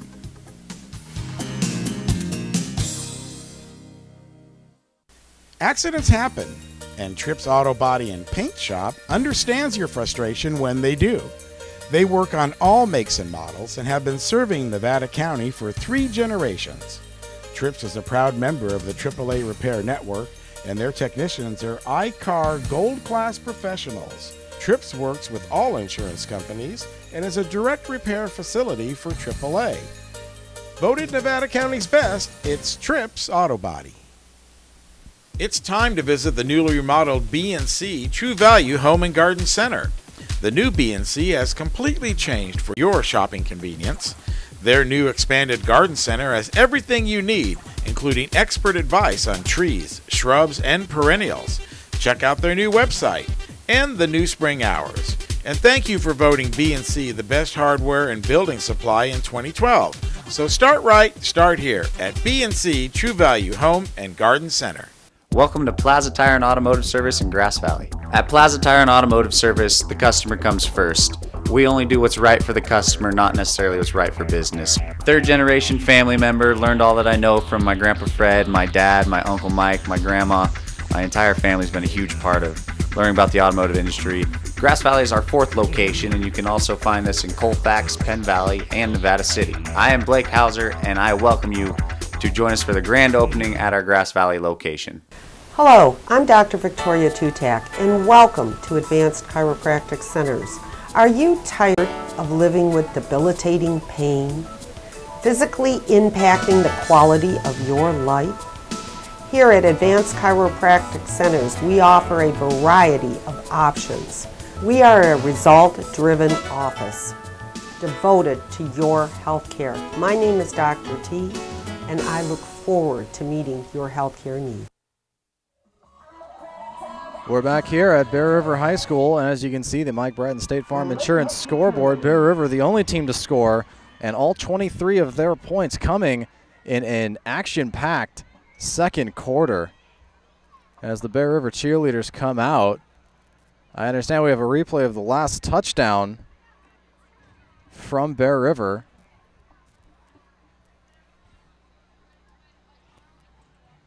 And we'll take a look.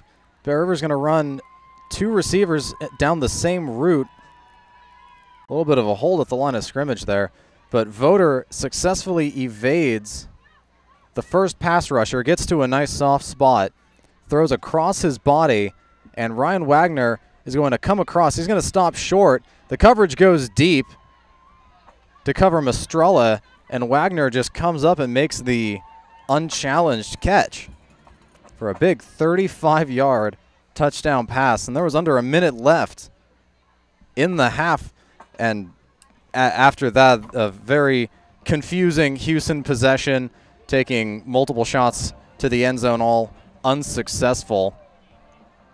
And just running down that first half, it was very interesting. Definitely a tale of 2 quarters. Bear River only had 39 total yards of offense, 30 of which coming on the run, but they completely opened things up, and Bear River ends the half with 90 rushing yards and 71 passing yards. Voter 4 of 9 passing, and that is phenomenal, especially when you consider last week when he was just 8 for 15 for 92 yards. He's already almost there in terms of total yards. And this Hughson Huskies, the fans completely stunned after their 41-0 win against LeGrand to be on the receiving end of a 23-0 first half routing. Hughson, though, not playing badly. They're just not holding on to the ball. They had 5 turnovers in 7 possessions, 3 fumbles, 1 interception, and 1 turnover on downs. Their offense really not doing that bad. 109 total yards of offense, although not nearly the numbers they're used to, with 404 average offensive yards per game. They are definitely being held by this Bear River defense. Hughson only 2 of 5 on 3rd down conversions, 0 of 1 on 4th down conversions, but turnovers right now is the name of the game. Hughson came out strong, 2 first quarter sacks on Voter.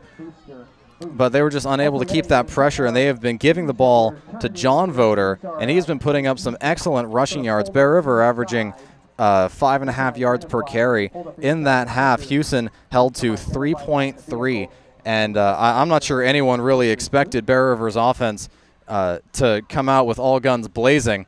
How you doing, everyone? I'm Steve Sitter, handling the numbers here as the Hughson Huskies take on the Bear River Bruins, and Bear River just doing an excellent job tonight. Came in, they wanted to play a good defensive game, and Hughson, which should be right now averaging 200 total yards of offense, held to just half that, and I'd say Bear River is definitely accomplishing the game plan they came in with, and their offense putting up excellent numbers. Jason Voter putting up excellent passing numbers. He has been not the most consistent quarterback. His completion ratings have been under 60% on the season, but right now 4 of 9, a little bit below 50%, but 71 yards, 17 yards per completion. That's exactly what you want out of the junior quarterback.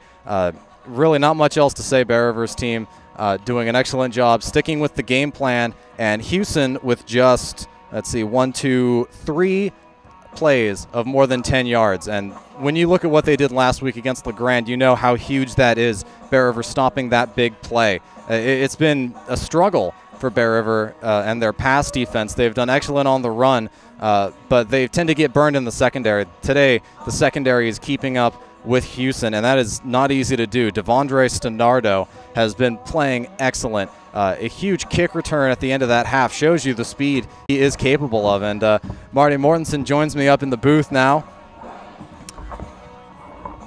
Got to slide under that electric blanket. It is a very chilly and dewy night here at J. David Ramsey Stadium.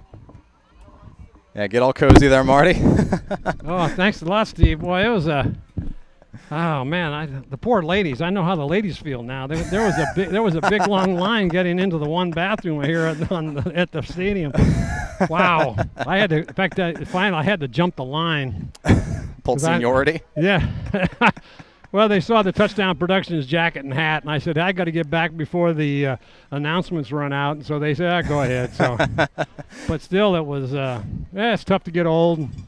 And you're a senior citizen, so did you get all the stats in? I did. What was your take of that first half, Marty? Well, I tell you one thing. It was that second quarter, the way it started, I thought Bear River was going to be in for a rough night, but they turned it around in that second quarter, and I can't believe that as well as the defense has been playing. You said it was going to be a defensive game, and it sure is at this point in time.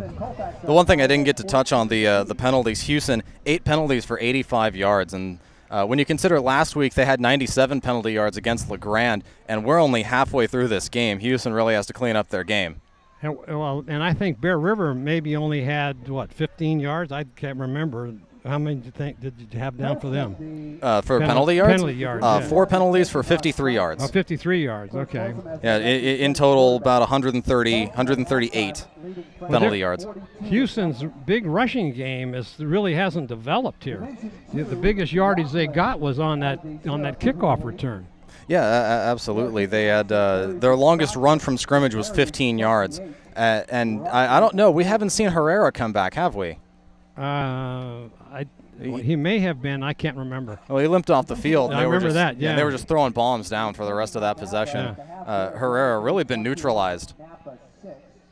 And Cobb has not had that many on his carries, and the passing has been hit and miss there for Hughson. And so it's one of those things where some nights you have it, some nights you don't. But tonight, Bear River has really come to play. They have, and those 5 turnovers from Hughson, you really can't say too much about that. Between the turnovers and the penalties, Houston's just playing a sloppy game, and they're not typically a sloppy team. No. They're usually very sharp, especially on offense, but an offensive pass interference, personal fouls, it's been very strange. Well, I'll tell you one thing. If Gil keeps that scoreboard up on the thing, I want to take a picture of it and post it on my Facebook page. But I've got to get the camera set up here. Oh, I'd like to remind you that you're watching exclusive coverage of Division V Semifinals playoff here at Bear River High School on your Touchdown Productions Sports Network. Magnuson's Toyota and Scion is celebrating 25 years serving you in the foothills. Right now, Magnuson's carries the first all-electric SUV, and they're still the home of the Toyota Tundra. Magnuson's Dodge Chrysler Jeep is right down the street and features the new Ram diesel truck, Jeep Wranglers, and Grand Jeep Cherokee. It's Magnuson's Auburn Toyota and Magnuson's Dodge, both in Auburn. Are you ready to buy or sell your home or property? Placer Title is your local title and escrow company located right here in the heart of Nevada County. We combine the stability of a national insurer with all the benefits of on-site title and escrow professionals. Being voted the best title company by the union readers for the past 7 years is a true testament to our local roots and unparalleled customer service. Stop by one of our 2 convenient locations and thank you for keeping your business local. Anything Green Hydroponics is your source for hydro systems, grow lights, and soils. Anything Green offers a complete range of organic nutrients as well as fungicides, miticides, and predatory bugs. Anything Green Hydroponics has just received this year's soil. Get your totes, pallets, or individual bags. Stay tuned for future workshops. It's all at Anything Green Hydroponics. The Bratton family invites you to join them as they honor the memory of their son, Michael II, at the Turkey Trot 5 and 10K run Thanksgiving morning at Hooper Stadium on the campus of Nevada Union High School. Last year, a record number of runners participated, raising money for the MEB2 Foundation, sponsoring a new day and suicide and depression awareness. It's the Michael Bratton II Turkey Trot 5 and 10K run. We're at SPD Market in Nevada City asking people what they like about SPD. I love SPD Market because I know all the people here and I've been coming here for a long time. I do all my socializing here and they're just a great community supporter. I like SPD Market because it's like coming home and seeing all the people I've known for years. And that's why people love SPD Markets in Nevada City and Grass Valley. And of course, brought to you by Touchdown Productions, the foothill leader in sports television. This is Gil Dominguez saying thanks for joining us tonight, and be sure to stay with us after the game when we announce the Bill Slade & Sons Trucking Player of the Game, created by Stuckey Engravers. Once again, the Touchdown Productions sports team will select the most deserving NU player and honor them with a beautiful plaque made by Stuckey's. So stay tuned after the game for the Bill Slade & Sons Trucking Player of the Game Award, created by Stuckey Engravers, and coming up immediately after this exclusive telecast.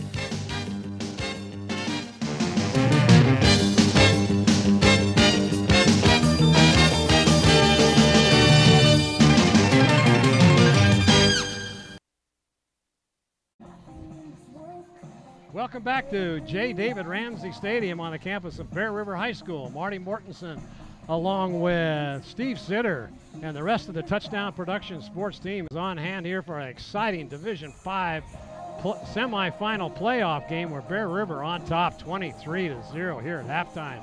About ready to have the kickoff. Hughson will be receiving the ball, and Steve, why don't you give us an update here? Well, Houston's offense really hasn't put much together, only 109 total yards of offense. This first possession is really huge for them. They need to put together some sort of drive, whether it's a long, drawn-out, grinding drive or a big play kind of drive. They need some sort of results because they just have not had it. And in 7 total possessions in the first half, 5 of them ending on turnovers and 1 ending on a safety. That is not at all how they wanted to start the game. But they do have first possession. They have the chance to draw first blood. Both teams are back onto the field here at halftime as we're just about ready for the kickoff. Bear River will be kicking off to the Huskies.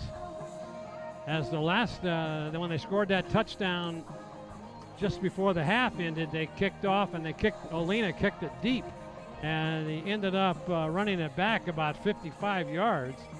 And Bear River had to really pull out all the stops to keep from having them score on them there with just a few seconds left to go in the half. Now, did we figure out who made that interception? Was that Voter that made that interception? I believe it was Voter. Okay, and he fumbled, and then Salivar came up with the ball. Is that what you saw? I believe so. And limping onto the field now, still not looking very comfortable on his right leg, is Richard Herrera. He is not looking well enough to play. He still has his helmet on. He's still going to be on the sidelines, but he is not looking like a star running back. I can't see him over there. And let's see, where is he? He's just entering the frame now. Oh, okay. All right, over there with Cobb. And that's a huge blow for Hughson. Yeah. That means the Fountain is going to have to rely pretty heavily on his arm. And he only went 5 for 9 in the first half. With under a minute left here before the scheduled start of the second half, let's talk about player of the game for a while. I'm actually thinking Jason Voter is putting himself in a good position. He's only 4 of 9, but he does have 71 yards. So those complete passes have been pretty huge. They've been putting Bear River in pretty good scoring position when they're not actually scoring on the pass. And it's too bad we can't single out the entire defense too, because they have really played well. They've cut the average down of running yardage by this strong Houston team that is just, I mean, they're playing just a whale of a game. Yeah, this is true. Houston is averaging 294 yards rushing per game, stuck to only 60 in the first half. Boy, that's just. Let's see. So Brown is back to receive, the junior 5'9", 148.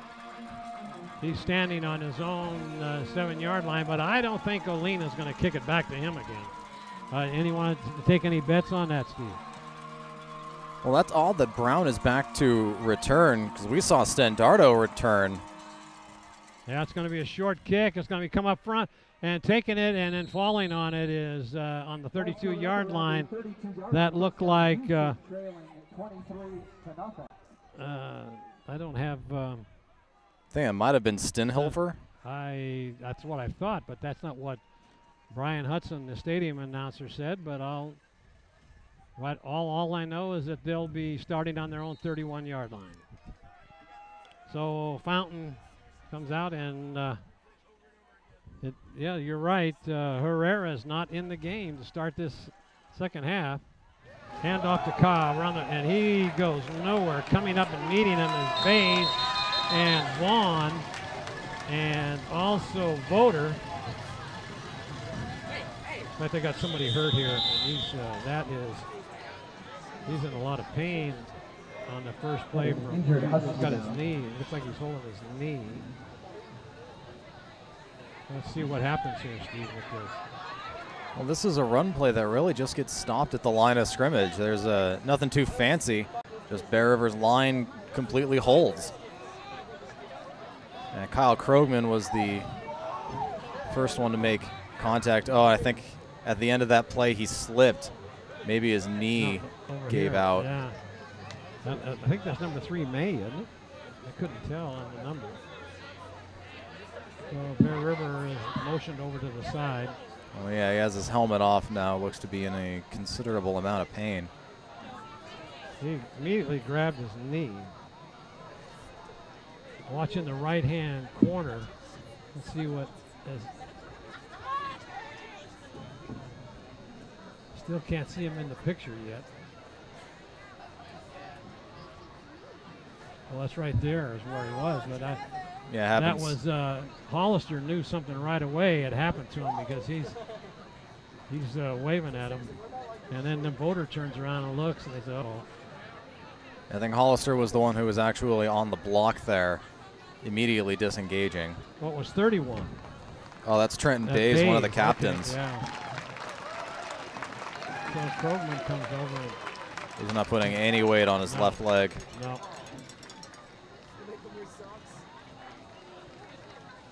Good sportsmanship there shown by the Bear River defense.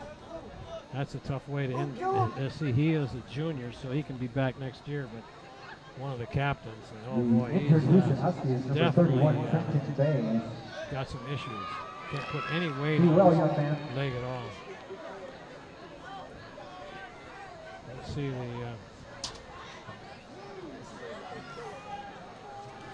that's too bad. You just hate to see anybody get hurt. It's a violent sport. And now he's putting very little weight. It's very, very tender.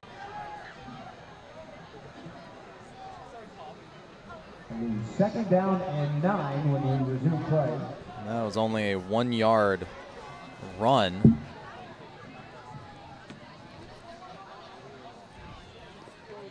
And with 2 offensive weapons out of commission, Hughson is looking very shaky. He just came in for Herrera.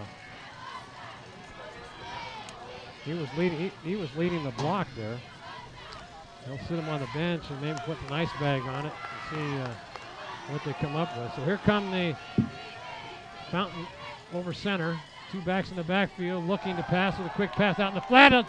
And coming up and making that stop was Wagner. He smelled that out. And if that ball would have been thrown a little bit higher, Wagner could have had a pick 6. Yeah, he had excellent position. Tried to dive in front of the pass. But I think Fountain might have seen that and threw it down low. Wagner couldn't get it. Well, either way, it's 3rd and 9. 3rd down and 9, just 1 back in the backfield, which is Cobb. And he's going to be blocking, and they're going to roll out. And there looks like Bays was held, but they're not going to throw a flag because he maybe only gets a few yards. They'll have to turn it over on downs on the punt. Looked like, yeah, Bays is talking to the referee on his way back because it looked like he was held big time. O'Brien and Uclary back deep. Back to receive, O'Brien and Clary.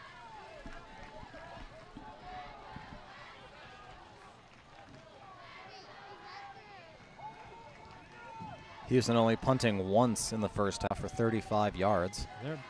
They're both back. Bear River backs are on the 35-yard line. Almost a block. It's going to be a short kick, and it's going to take a Bear River bounce as it bounced backwards a little bit. And the referee was indicating that the punt was tipped. They are now midway through the 3rd quarter in that other D5 section semifinal game. And 2 quick touchdowns in that 3rd quarter for Colfax. Colfax 28, Mariposa 14.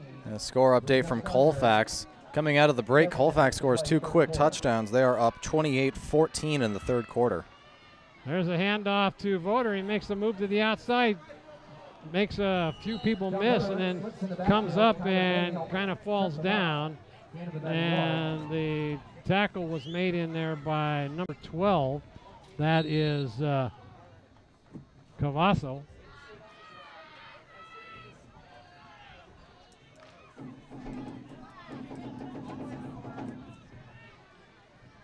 Voter now, Uclary, handoff right side. Tries to turn the corner, no place to go. Still driving though, and he's going to get a couple. Right side run up to the 43-yard line. 52, Chris Haskins, Gain of about 6 on that run. Other team really coming out firing on their possessions. It brings up 3rd down and about 5, let's say.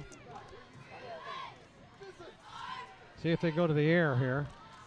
Wagner comes out far to our right here. Looking to pass, looking. Throws over the middle, and that's caught by Hollister. They can't bring him down. He's going to get the 1st down, still driving. And it gets down to the 41-yard line. And Connor Hollister, big catch right over the middle. And takes it for a 1st down. There's the drive and determination right there. Take a look at that replay there. I don't know if too many wide receivers that can just bowl over a linebacker. But Hollister, as a fullback, comes over, gets hit completely square and just shrugs it off. Yep.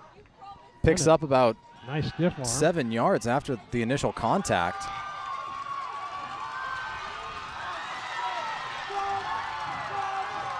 Back to live action as was a pass out into the flat to Uclari, and he takes it all the way on down to the 2-yard line, and that looked like the same play that set him up last time.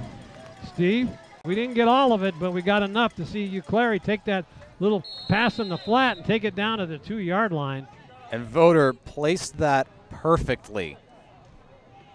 And Uclari, again, thought he was going to get hit pretty square after the catch and just shrugs it off. Pitch back to Uclari this time, saying he walks us into the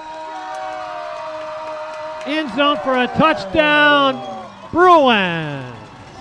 Why? A little pitch back. That's what they made. He scored on the previous time after he set himself up. A little pitch back. And this time he just walks into the end zone. No one laid a hand on him. Now this Bear River line is definitely winning the battle on both sides. So Olena comes in now to attempt the extra point. See if he can get a good snap and hold here. Davis on the hold. And put down, up, and that one's going to be good. So 30-0 here as Bear River Bruins are just putting on a clinic. Yeah, on both sides, they're doing an excellent job. Here's the pitch back. Uclari's going to start from the left in motion. Pitch perfect, chest high, gets it clean, gets an angle, and a big hole opens up on that side. He just manages to jog through. Good block in there by John Voter as he took out the defensive end. And Uclari just waltzes in, gets a high five there on a chest bump from Vaughn, and the Bruins 30 and Hughson 0. That was all set up by that big pass play. And a John Voter big run and a Connor Hollister 3rd down conversion. Here comes Olena, is going to kick a short one again. It's going to be taken and they fall on it at the 35-yard line. Bear River almost came up with that. Yeah, that was Stenhilver who dove on it initially.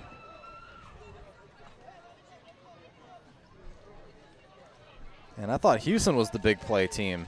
Yeah, Bear River's proven that not to be true tonight. Marty Mortensen is on the television call tonight for Touchdown Productions here in the Bruin, doing it for you. 18 years of local sports television. Touchdown Productions Game of the Week.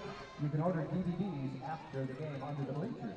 So going back to pass is Fountain. He's looking, and the ball is going to be blocked at the line of scrimmage as big pressure in there on Fountain, and he's holding on to his arm. Simpson finally got a hit on Fountain. He's been right there for so many plays, and he finally gets a hit on him. That ball, if it stayed up in the air a little bit longer, it may have been intercepted. Hollister was right there.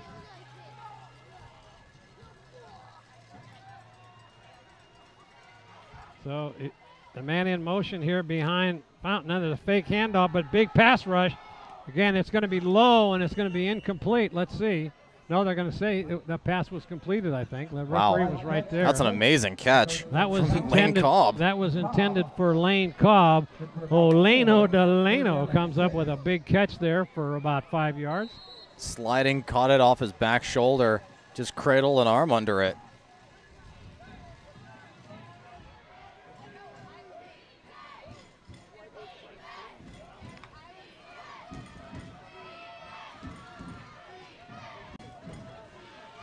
So here come the Huskies. They've got 3rd down and 6. And it's going to be a roll. Oh, nice. Coming in. That was, there's Hollis. I mean, not Hollis. There's Gunnar Simpson throws him for a loss. Another sack. He leads the team in sacks. You can see why. He's a bulldog in there. Now they'll be forced to punt. Watch this, Steve. Simpson just comes in.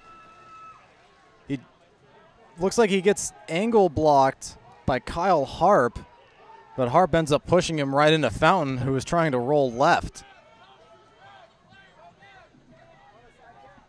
So back to receive this punt. We've got O'Brien and Uclari.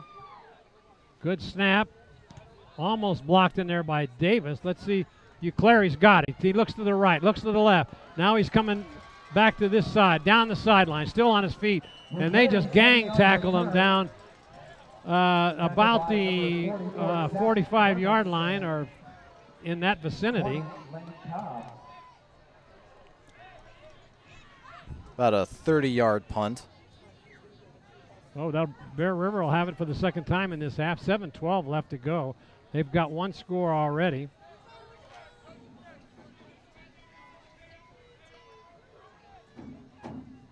So, Jason Voter in the shotgun.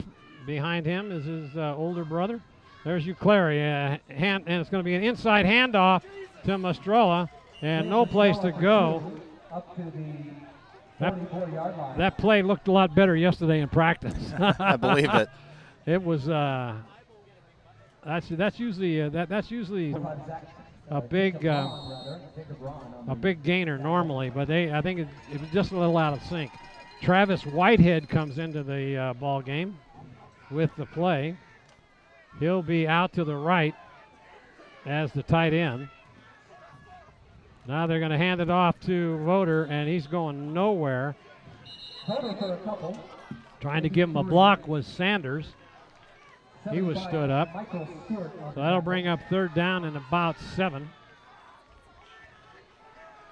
All these runs are doing a pretty good job of opening up the pass, but Houston's been showing a lot of pressure. They have just been trying to storm the backfield and stop these plays before they really get a chance to get started. Well, a screen pass might work. And there it is, and that's to Uclari. He's got some running room, and he comes on down and gets a first down to the 38-yard line. Boy, he just lowers his head. Can you believe this young man? Marty, I think you've seen a football game or two. 5'7", 152. I mean, this kid he's all heart. There, I mean, every week he gives you 100%. And he is so elusive. Did I call that play? I guess I've been watching too many practices. There's another pass out in the flat. This time to Uclari on the right side, and he picks up about 5. And I think that the tackle was brought down by Beatty in the. Now here comes O'Brien comes in. Second and about 4. Uclari goes out. Voter is alongside of O'Brien here. And he's going to hand it off to Mastrella inside. Handoff. He's still on his feet, still going. He gets a first down and gets brought down at about the 25-yard line. Both to the inside the 25-yard line to the 24.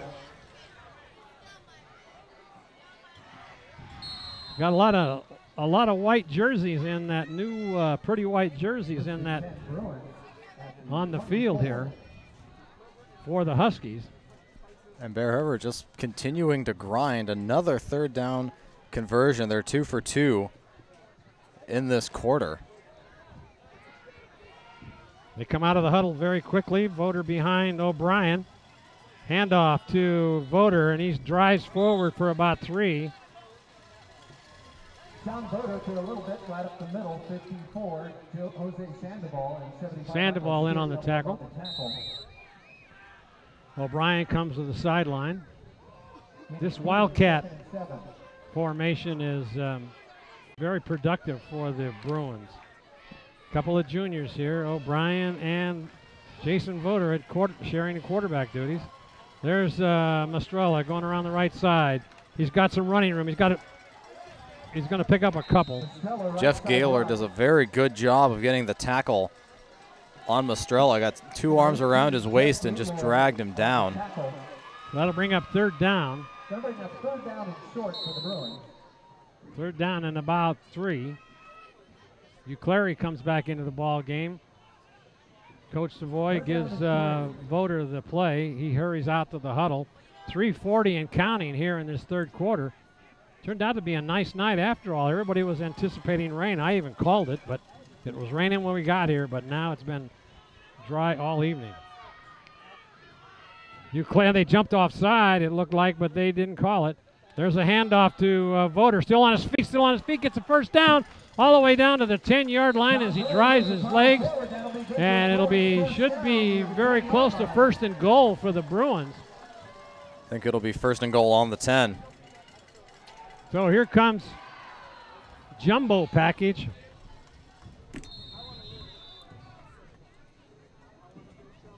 And they do jump off sides a little bit, but they get back on before the play starts. Okay, here we're back to live action. This is the Jumbo Package handoff to Bays over the right side. He grinds his way down to about the 5-yard line where it'll be 2nd and goal. I think that was actually Voter. Was that Voter? Oh, there. Yeah, Voter just refusing to give up. Oh, no, he never does. Gets all of the Huskies team surrounding him. He carried 6 of the defenders right on his back. He must play rugby in the offseason. He's a tough kid. So here come the Bruins. Pitch back to Uclary, right side, going to cut it back in. Dives for the end zone, and I think he's going to be touchdown Bruins as he dove into the end zone, put his arm outstretched right into the end zone for a touchdown. Uclary does it again with a 3rd touchdown of the night, if I'm not mistaken. Is that correct there, Sitter stats? Well, there have been 4 rushing touchdowns on the night. I thought he had 2 before that one. Olena's back in now to try the extra point.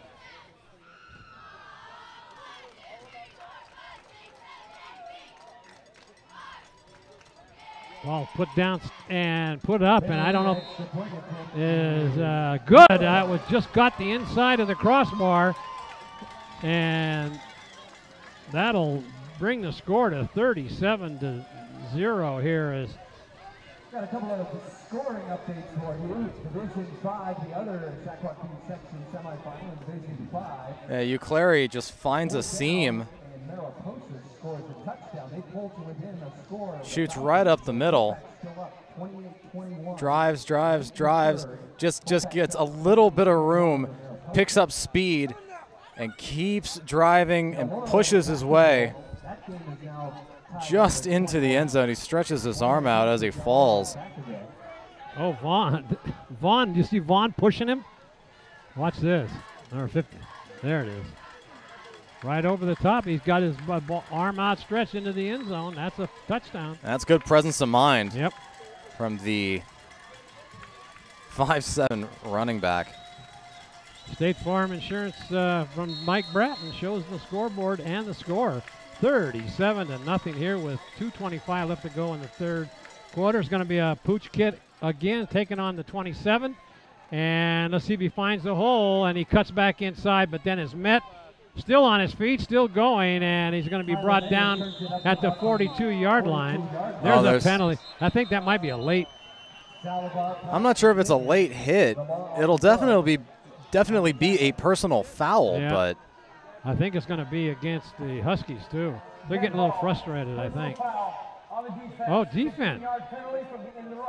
I don't know who did it. I came in late. I knew that. No, I think what that was a bit of a retaliatory hit. During that run back, Sean Mikan got laid out. Oh, really? I didn't see it. I think someone from Bear River took exception to that and went after Zach Huffman, number 15 for Hughson, who was nowhere near that play.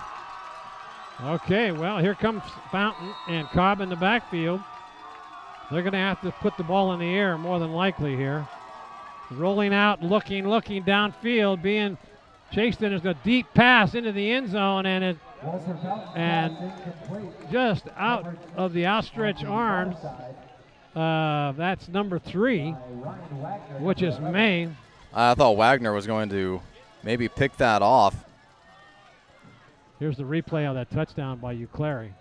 He's got some a pretty good vertical leap. Yeah, he does. For being just 5'7". injury timeout. Let's see who that is. It's another Husky.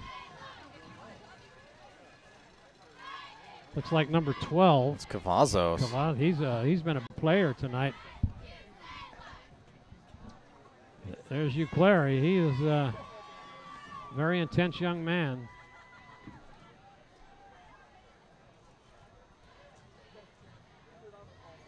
Boy, that looks like it might be a cramp. Yeah, that's what I was thinking. It's a cold night out here. Got to be drinking a lot of fluids. Those cramps, they get your attention very quickly. Don't forget to join us next week as the #1 seed Bear River Bruins more than likely will hang on here for the next quarter, and they'll either be facing #2 Colfax or #3 Mariposa, and they're having a shootout over there in Colfax at this point in time in their game by 7-point lead, 28-21, I believe. That was actually number 42, Angel Perez. That was down. That was 40-42? It was. He's also been very active, so he'll have to sit a play out. So now they've got Roan in the backfield now, number 45, with Cobb. And he gets a delayed handoff, and coming up and making the stop is Krogman. And number 40 in there was Spencer Worth. Spencer Worth is in the game, and his teammates are giving him a high five.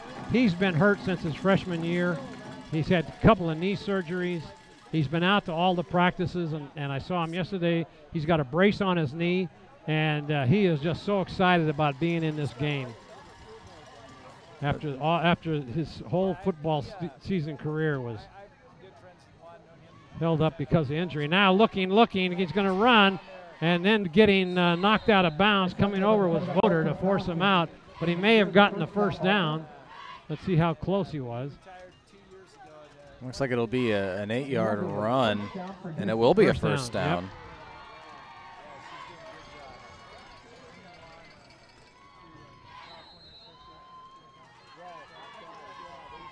So some fresh uniforms in the game for the Bruins.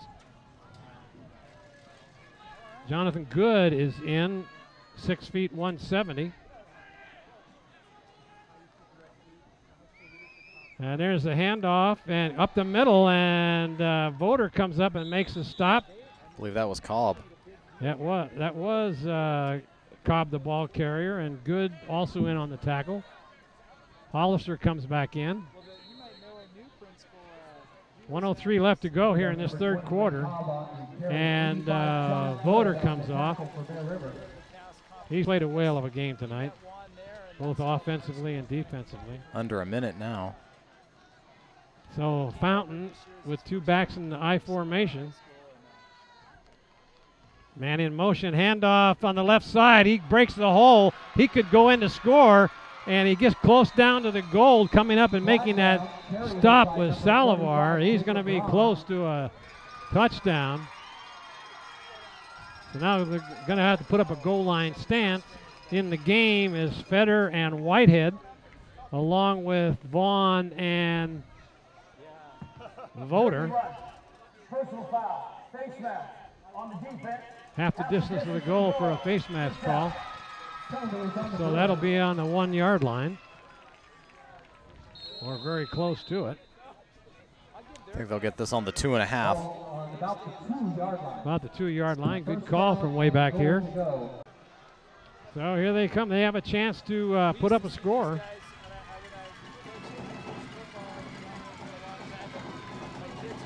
Two backs in the backfield. Now a timeout's going to be called. Let's see who they're going to call, and it's going to be called, the Huskies will call the timeout. Yeah, Devondre Stendardo was very late getting to the line. I don't think he got the play call. And as you see the Mike Bratton State Farm Insurance scoreboard, Bear River still the only team to put up any points, up 37-0. This has been an up and down quarter. It certainly has. One thing I didn't quite understand with the powerhouse of this Husky team, that there's still no score here late in this third quarter with 14.7 seconds left, and that just goes to show you how good the Bear River defense is. Oh, absolutely. Okay, the ball's on the 2-yard line. We've got 14 seconds left to go in this third quarter.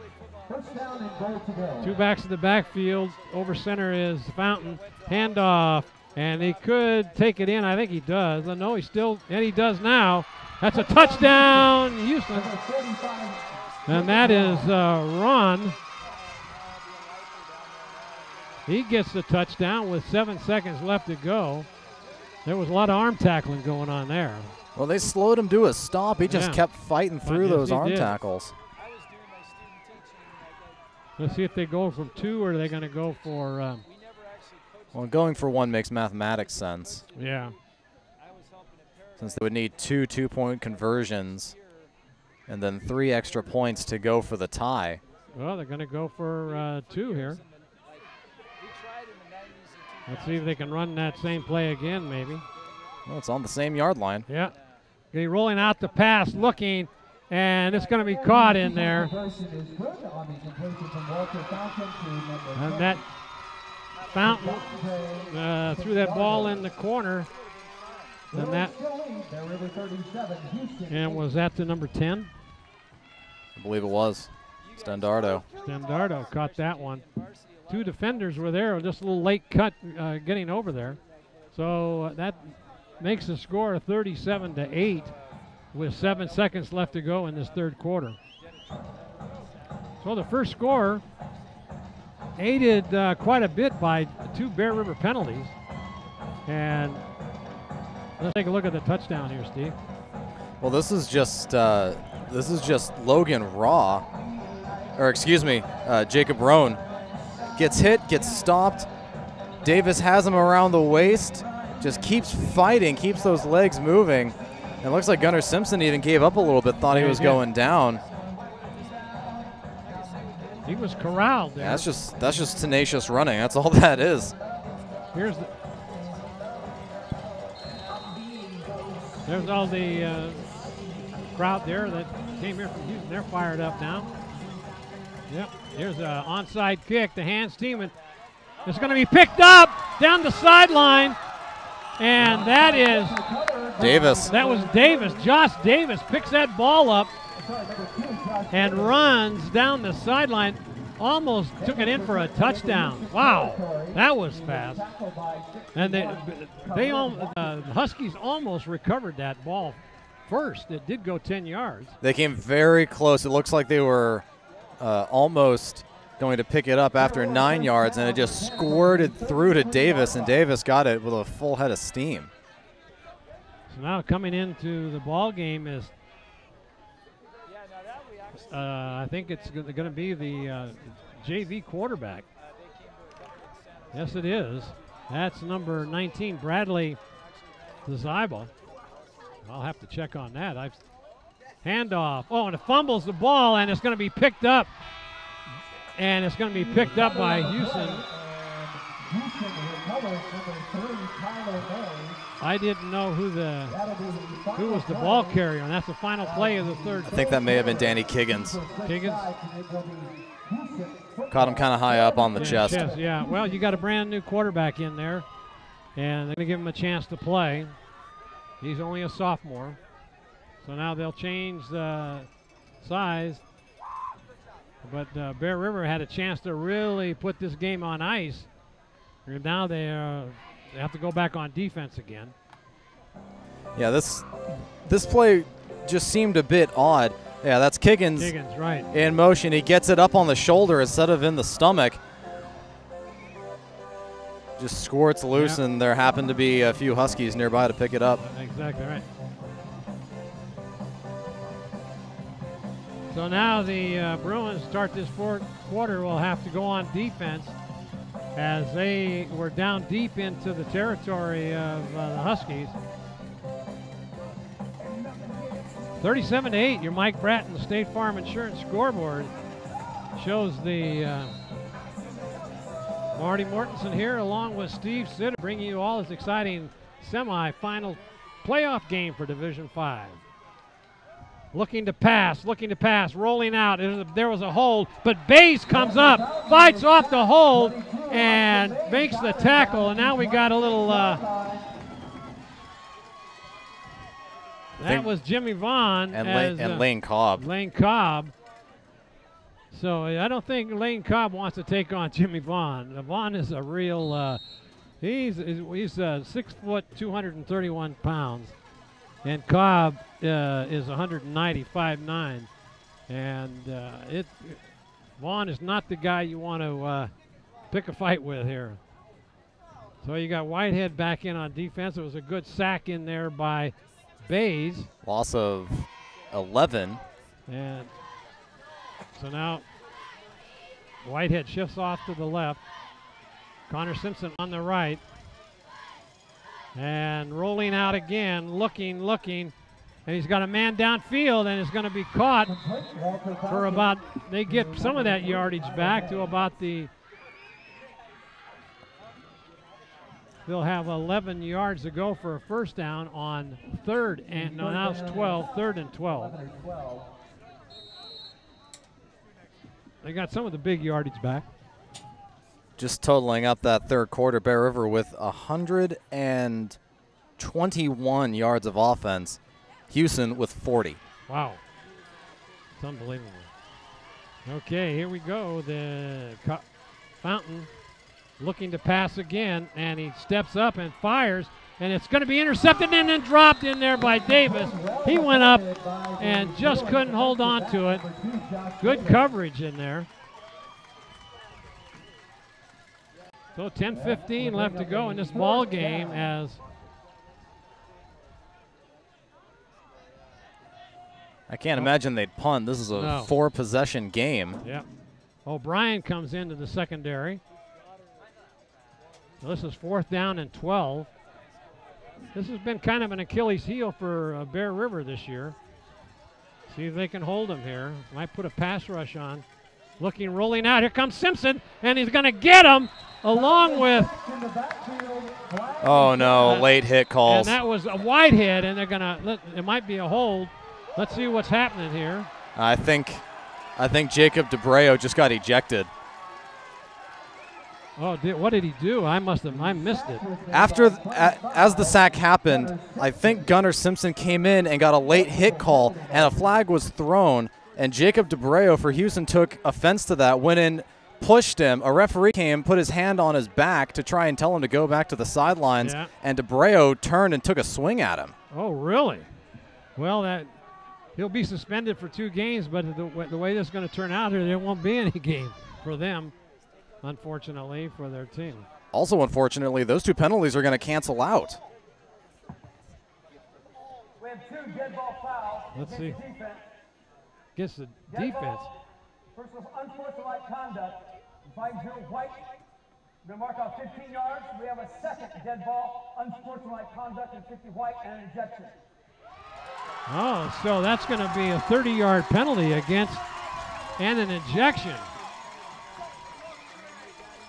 Was anything against the defense? No, I don't think so. I thought they called it all against. I thought for sure Gunnar Simpson was going to get a late hit on that sack.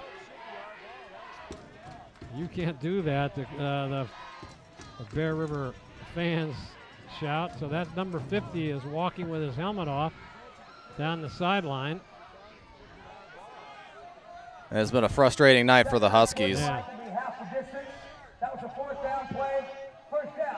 First down. First and goal for the Bruins. That was on 4th down. I forgot all about that and all of that transition that went on there. So Bear River's got a chance to take it into the end zone here. And the young quarterback comes back into the ball game. Zaiwa, I guess that's the way you pronounce it.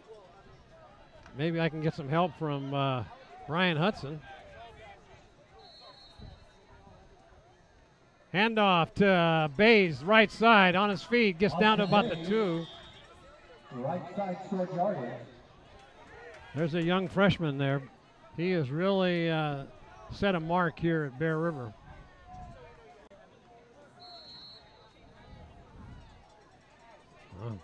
Yeah, I just got a note from the truck there that a sophomore quarterback handing off the ball to a freshman in a semifinal Division V championship game. Now that's something. All right, here come the Bruins, 2nd down and goal. Hand off again to Bays, right side. He stiff arms, gets down to about the. Austin Bays again, short yardage, number 62. I can't tell on this. I don't think he gained anything on that. I don't think so either. Tried to break it to the outside, couldn't do it. Oh, they're going to give him 2. Is the ball is on the 5-yard line, looks like. Okay, I thought it was down on the 2. Whole bunch of clean jerseys in there for the Bruins. Well, at this point, the most important part is to keep that clock running. Yep. And there's a pitch back. That's Kiggins. He's going to circle around the other way. He's got some speed. Picks up a block, cuts it back in, and he's going to be brought down at about the 4-yard line. That was an awful long run for 1 yard. Now they're going to send Olina in to attempt a field goal. Well, that would make it 32 points. That would force them to get 4 touchdowns and 4 extra points in about 8 minutes. So Olina, he attempted his first field goal last week. It was a high snap, and he didn't get a chance to kick it, but now he's got a strong leg, and let's see. This is almost like an extra point. And let's see if we get a good snap here and the ball put down. Good snap, put down, kick. It's good. Off the bar. Oh, did it hit the bar? Did it go through? It hit the left bar. Olina, that was just too far to the right. And he doesn't get the call. Referee said no, the ball come out to the 20-yard line. Well, they couldn't capitalize there, getting down about the 7-yard line. I thought that was good all the way. Now watch this, Steve. Good snap, good hold. Kick is up, and you'll see it very clearly hit the outside of the bar. Oh, boy. That's a heartbreaker. Olina deserves a field goal there.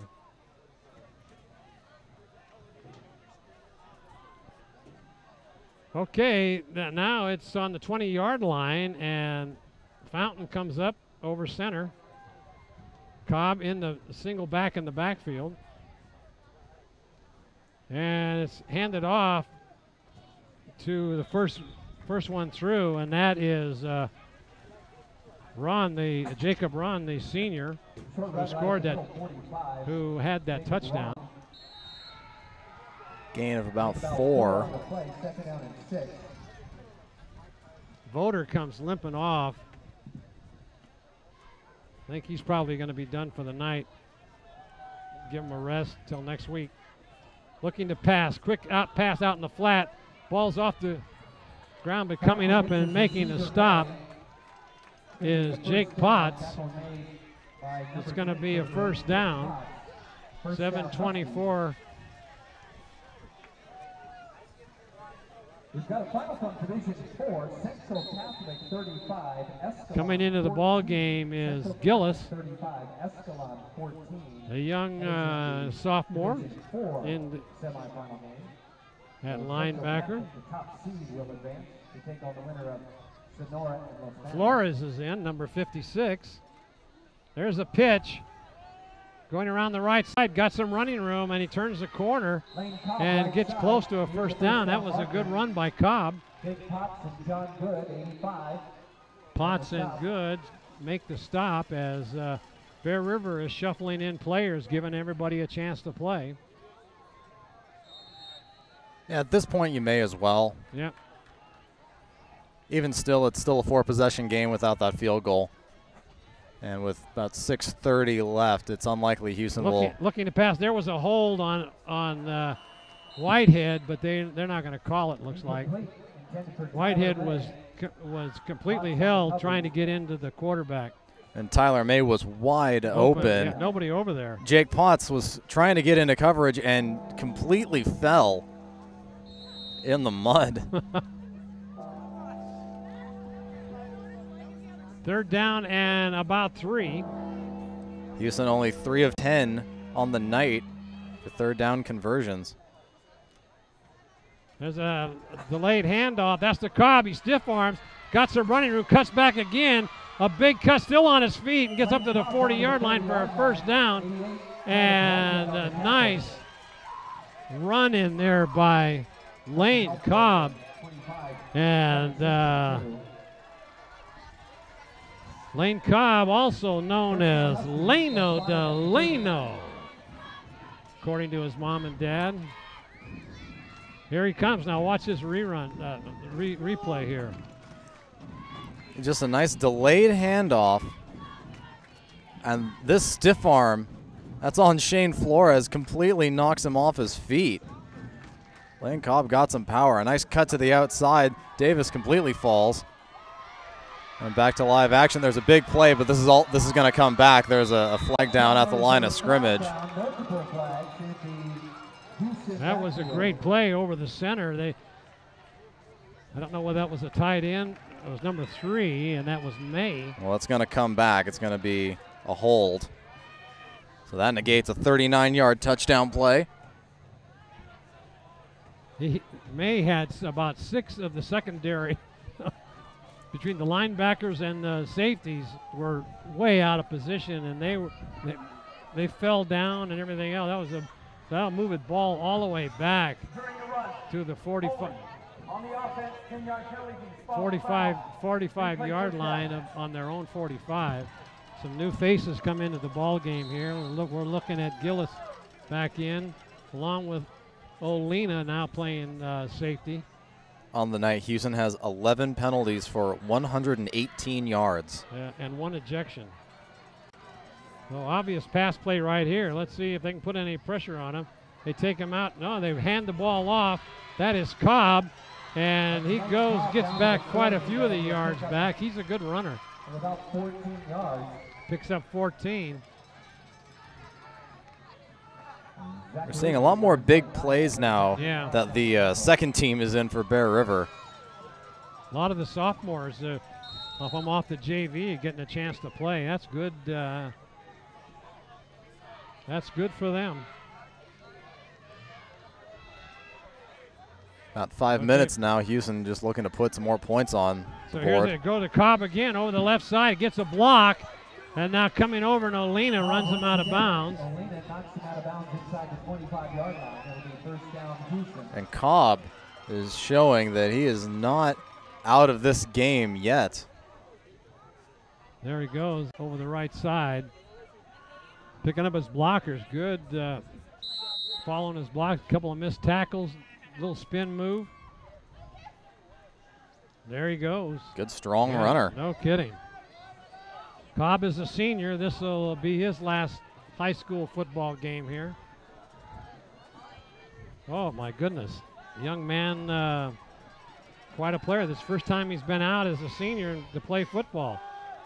And there's a handoff to Brown. He's going to be run out of bounds by number 29. That's Ruby. And a good job by Bryn Tyler to get the initial hit and force him to the outside.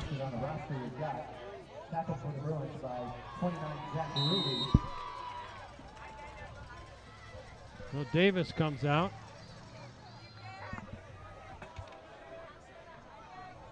That'll bring up second down and about 9.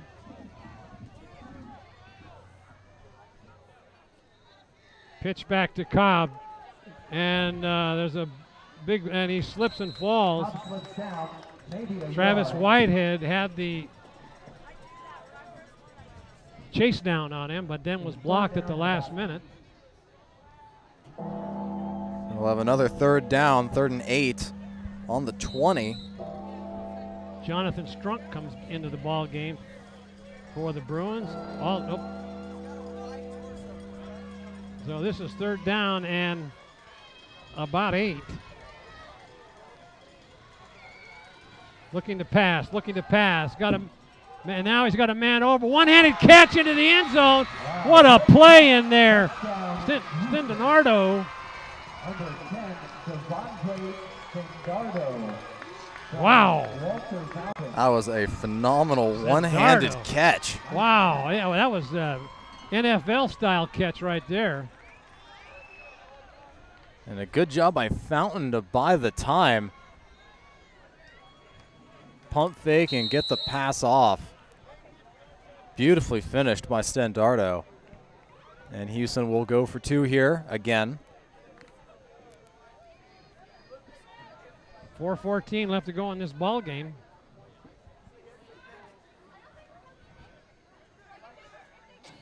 So Fountain now is going to roll it out on his own, being chased by and brought down in there by Travis Whitehead, stopping from getting not the 2-point conversion. Travis Whitehead on his recovering ankle. Nice play in there by Trappy. And that was not an easy tackle either. He was being blocked, and then he just chased him down. Yeah, here's the touchdown. There's the pump fake, brings it back and delivers a strike. Going up, catching it with his right hand and bringing it down is Devondre Stendardo. That is an excellent catch. We'll probably have an onside kick here, I would imagine. So the 2-point conversion doesn't go. 37-14. 23, it's now a 3-possession game, assuming a couple of 2-point conversions. There's the Mike Bratton State Farm Insurance scoreboard. Hughson Huskies looking to recover.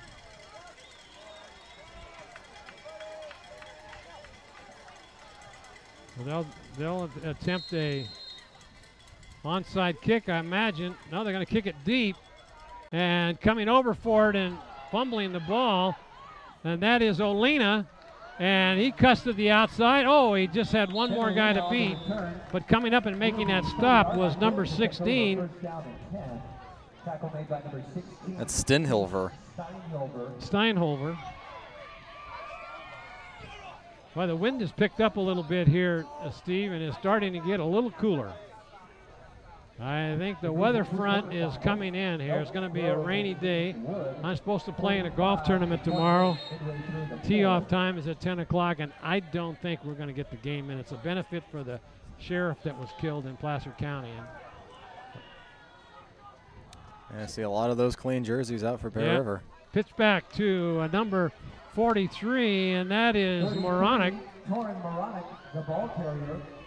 He lost about a yard. And they keep the clock running. Hughson still with 2 timeouts and Bear River with all 3, but I can't imagine too many timeouts being called here. This game is just academic at this point.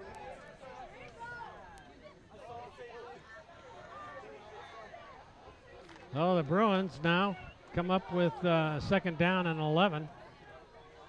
A little confusion in the backfield. Yeah. Handoff, trying to sweep the right side. He breaks one tackle, still going on his feet. Dives for about 6. That was Moronic. Moronic again. He had a great junior varsity year, the young sophomore. Got his name called quite a bit during the JV season. So it looks like pretty close to almost the entire JV squad out there. Travis Perry in the game. So it's 3rd down and about 5. Handoff around the right edge. Got plenty of room. Continue to run. Carries the ball. Got a 1st down, I believe, as the Bear River sideline goes. What a great, I mean, that is so good to see, look down there on the sideline and see the varsity players really cheering on the JV players and the sophomores. And that is great sportsmanship and great teamwork by the older seniors and juniors. So here come the Bruins now, 1st and 10 on their own 40-yard line. And he hands it off. I got fooled around the right side. He tries to stay in bound, but there's a forearm smash. That was Zach Ruby on the carry, number 29. Going to get about 9 yards. Number 65, Sperry, the senior, came in there. 200-pound, 6-foot senior, threw a forearm right at the young sophomore. That'll get his attention. Well, I'm sure that's something he'll never forget as well. Exactly. So 2:20 left. Bruin still grinding it out on the ground. No timeouts being called here by either team. Quick handoff up the middle. Could get the first down. I think he does. And then some. Yes, he did. Carried a couple of defenders with him. First down, Bruins. Clock continues to run, 2:15 with the restart here. Colton Wood was the ball carrier for the Bruins down to the 48.5-yard line.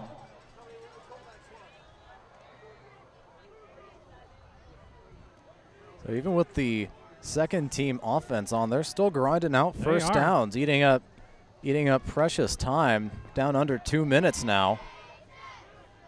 Coming up over center is Rydell, the center. Oh boy, that rollout, and that goes nowhere. They just bulldozed their way in. That number 6, that is Fisher for the Huskies. That was a loss of about 8 yards. Well, what they're doing, they're keeping the clock running, which is good.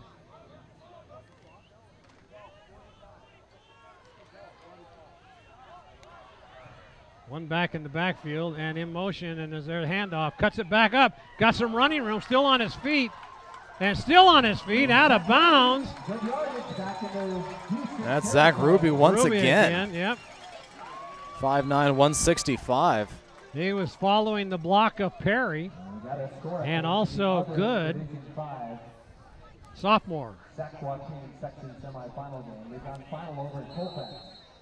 Colfax 28, Mariposa 21. So it looks like it's going to be, with that score just being announced by Brian Hudson, is going to be Bear River and Colfax for a rematch in the championship game. Handoff right side again, looking for some blocking. He's going to pick up a few. And there's some little extracurricular activity going on in there by Huffman for the Huskies. That'll bring up fourth down. Clock continues to run. I don't know whether they'll, I would say they'll probably punt it. Nope, maybe they'll try to run the clock out here. I'm not sure they're going to be able to, unless they kind of just run around.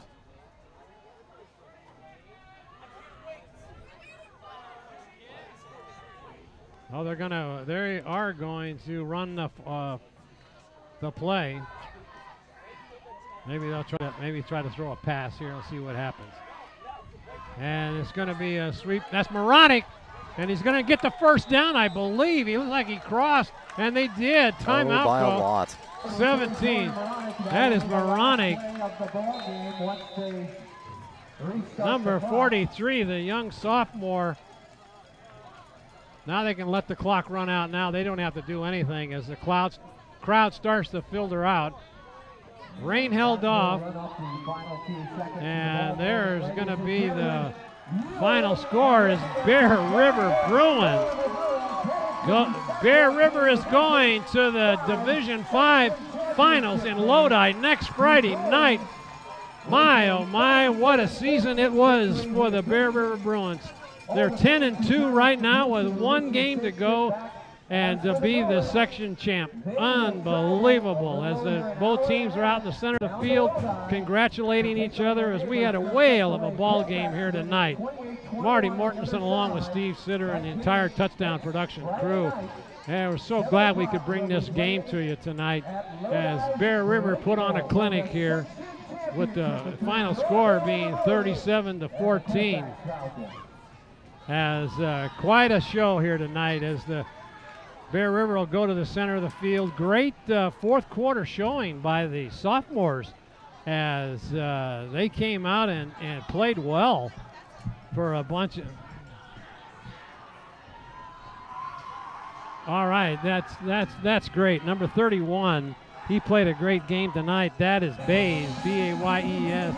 They carried him out to shake hands with the Bear River team, and that's great sportsmanship, and fine team from Hughson, as they're Ed Anderson in the booth puts on the taking care of business, which exactly what Bear River did tonight. And Bear River goes to the center of the field with their coaching staff to hand out some kudos, and everybody's hugging each other out there as the fans go out And I'm going to go out there to the center of the field, take a couple of pictures, and all congratulations going out. It's quite a ball game, a good showing by the Bear River defense. Plus the offense stepped up tonight too, and that's what they need on their way to at the Great Bowl next week in Lodi. Bear River Bruins, #1, takes on the #2 seed Colfax Falcons for a rematch of a PVL duel, as that's going to be the excitement for next Friday night. Boy, this was quite the game. Bear River showing their offense once again. 169 rushing yards, 144 passing yards. 144 passing yards. Very rarely has Bear River crossed the century mark through the air, and Voter did it tonight. 8 for 13 passing, and was sacked 3 times, threw for 1 interception. Really, this was a great offensive night for Bear River. Their defense did great, too. I'm not going to take anything away from them. Houston held to 5 for 11 third down conversions. Towards the end there, Houston started piling on the rush yards, 165 on the night, averaging 5 per carry, which is far less than they're used to. And Houston with 71 passing yards, 21 of those coming in the fourth quarter alone with the second-string defense in. But really, Bear River played just a great game. Maybe cleaning up on the turnovers, 3 turnovers, one of which was on downs, which really can't be helped. But Houston really shot themselves in the foot. In total, 11 penalties for 123 yards. That really just stopped any chance they had of getting back in this game. Momentum lost. Get one of their linemen ejected for just being a poor sport is what that boils down to. And Houston with 6 turnovers. They really just hurt themselves. They're a very good team, and they played much better than they show on the scoreboard, 37-14. They really had opportunities and just couldn't take advantage of them. And that really will probably be with them for that long ride back to Houston. Bear River playing just an excellent game.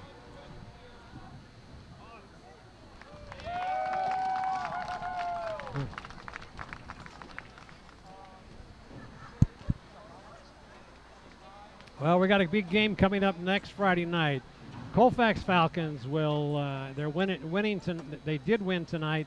They'll be heading for Lodi. It'll be it's such a cross-county rivalry between these two teams. They've gone head-to-head with each other all these years, and Bear River has won the first game in the last minute and a half of their first meeting here this year, and now next week they'll go head-to-head again for the championship. It's going to be a real Donnybrook next week. Okay. Yeah. Well, Colfax is always the Bear River cross-river rival, so to speak. You hear about it. You know, I went to Bear River for 4 years, so of course that was always a big game. Colfax was always the last game we played during the baseball season, so that was always a very intense game. And tensions really will run high, and we never even faced them in the playoffs. This is a championship game between league rivals. It does not get more intense than that, and I'm sure both teams are really going to be feeling it. Bear River needs to stay composed, stay competitive, but really harness that energy, because it's very easy to let it take advantage of you. And one thing we've got to point out too, Steve, is that next Friday night is the after Thanksgiving, and so they probably won't have any practice unless they do it early in the morning on Thanksgiving. So then they'll have a short practice week. I'll have to see how that turns out earlier on in the week. Bear River had a great practice this week, and I think they are focused, and we look forward to a big game next Friday night against Colfax. And you know how badly that Bear River wants to beat Colfax for twice in 1 year. I mean, how sweet would that be for the Bear River Bruins? And Bear River does have the advantage of being in a sort of lopsided victory this week, so you get to rest some of your big players a little bit longer than you normally would. Colfax was in an absolute battle with Mariposa tonight, so their starters didn't get much rest at all. So that may factor into it. Bear River has a lot of two-way starters, so I'm sure that will help to recharge them for the following week. Well, there's a good shot of the team and the parents out there and the fans.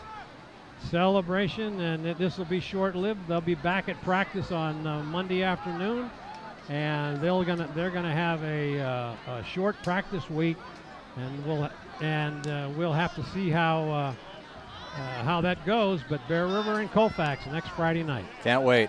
Our executive producer and director, Gilbert M. Dominguez. Camera operators, Tony Rondini and Sanyu Enos. Thanks for braving the weather with us. Announcers, Marty Mortensen and Steve Sitter. Remote facilities, Commander 2. Commander Maintenance, Plaza Tire and Auto Service and Reeves Auto Parts. Player of the Game Award, Bill Slade & Sons Trucking and Stookie Engravers. Who do we give it to tonight? You, Clary? I say we give it to Jason Voter. Jason Voter, okay. 144 passing yards, absolutely. Big game for him. Touchdown accounting, Cinto Graciano, LLP. And that'll do it for us here at J. David Ramsey Stadium. Bear River victorious over the Hughson Huskies. Be sure to check out this telecast and over 1,500 at our store. So many ways to watch. Next week, Bear River taking on number 2 Colfax. Crosstown rivals in the championship game.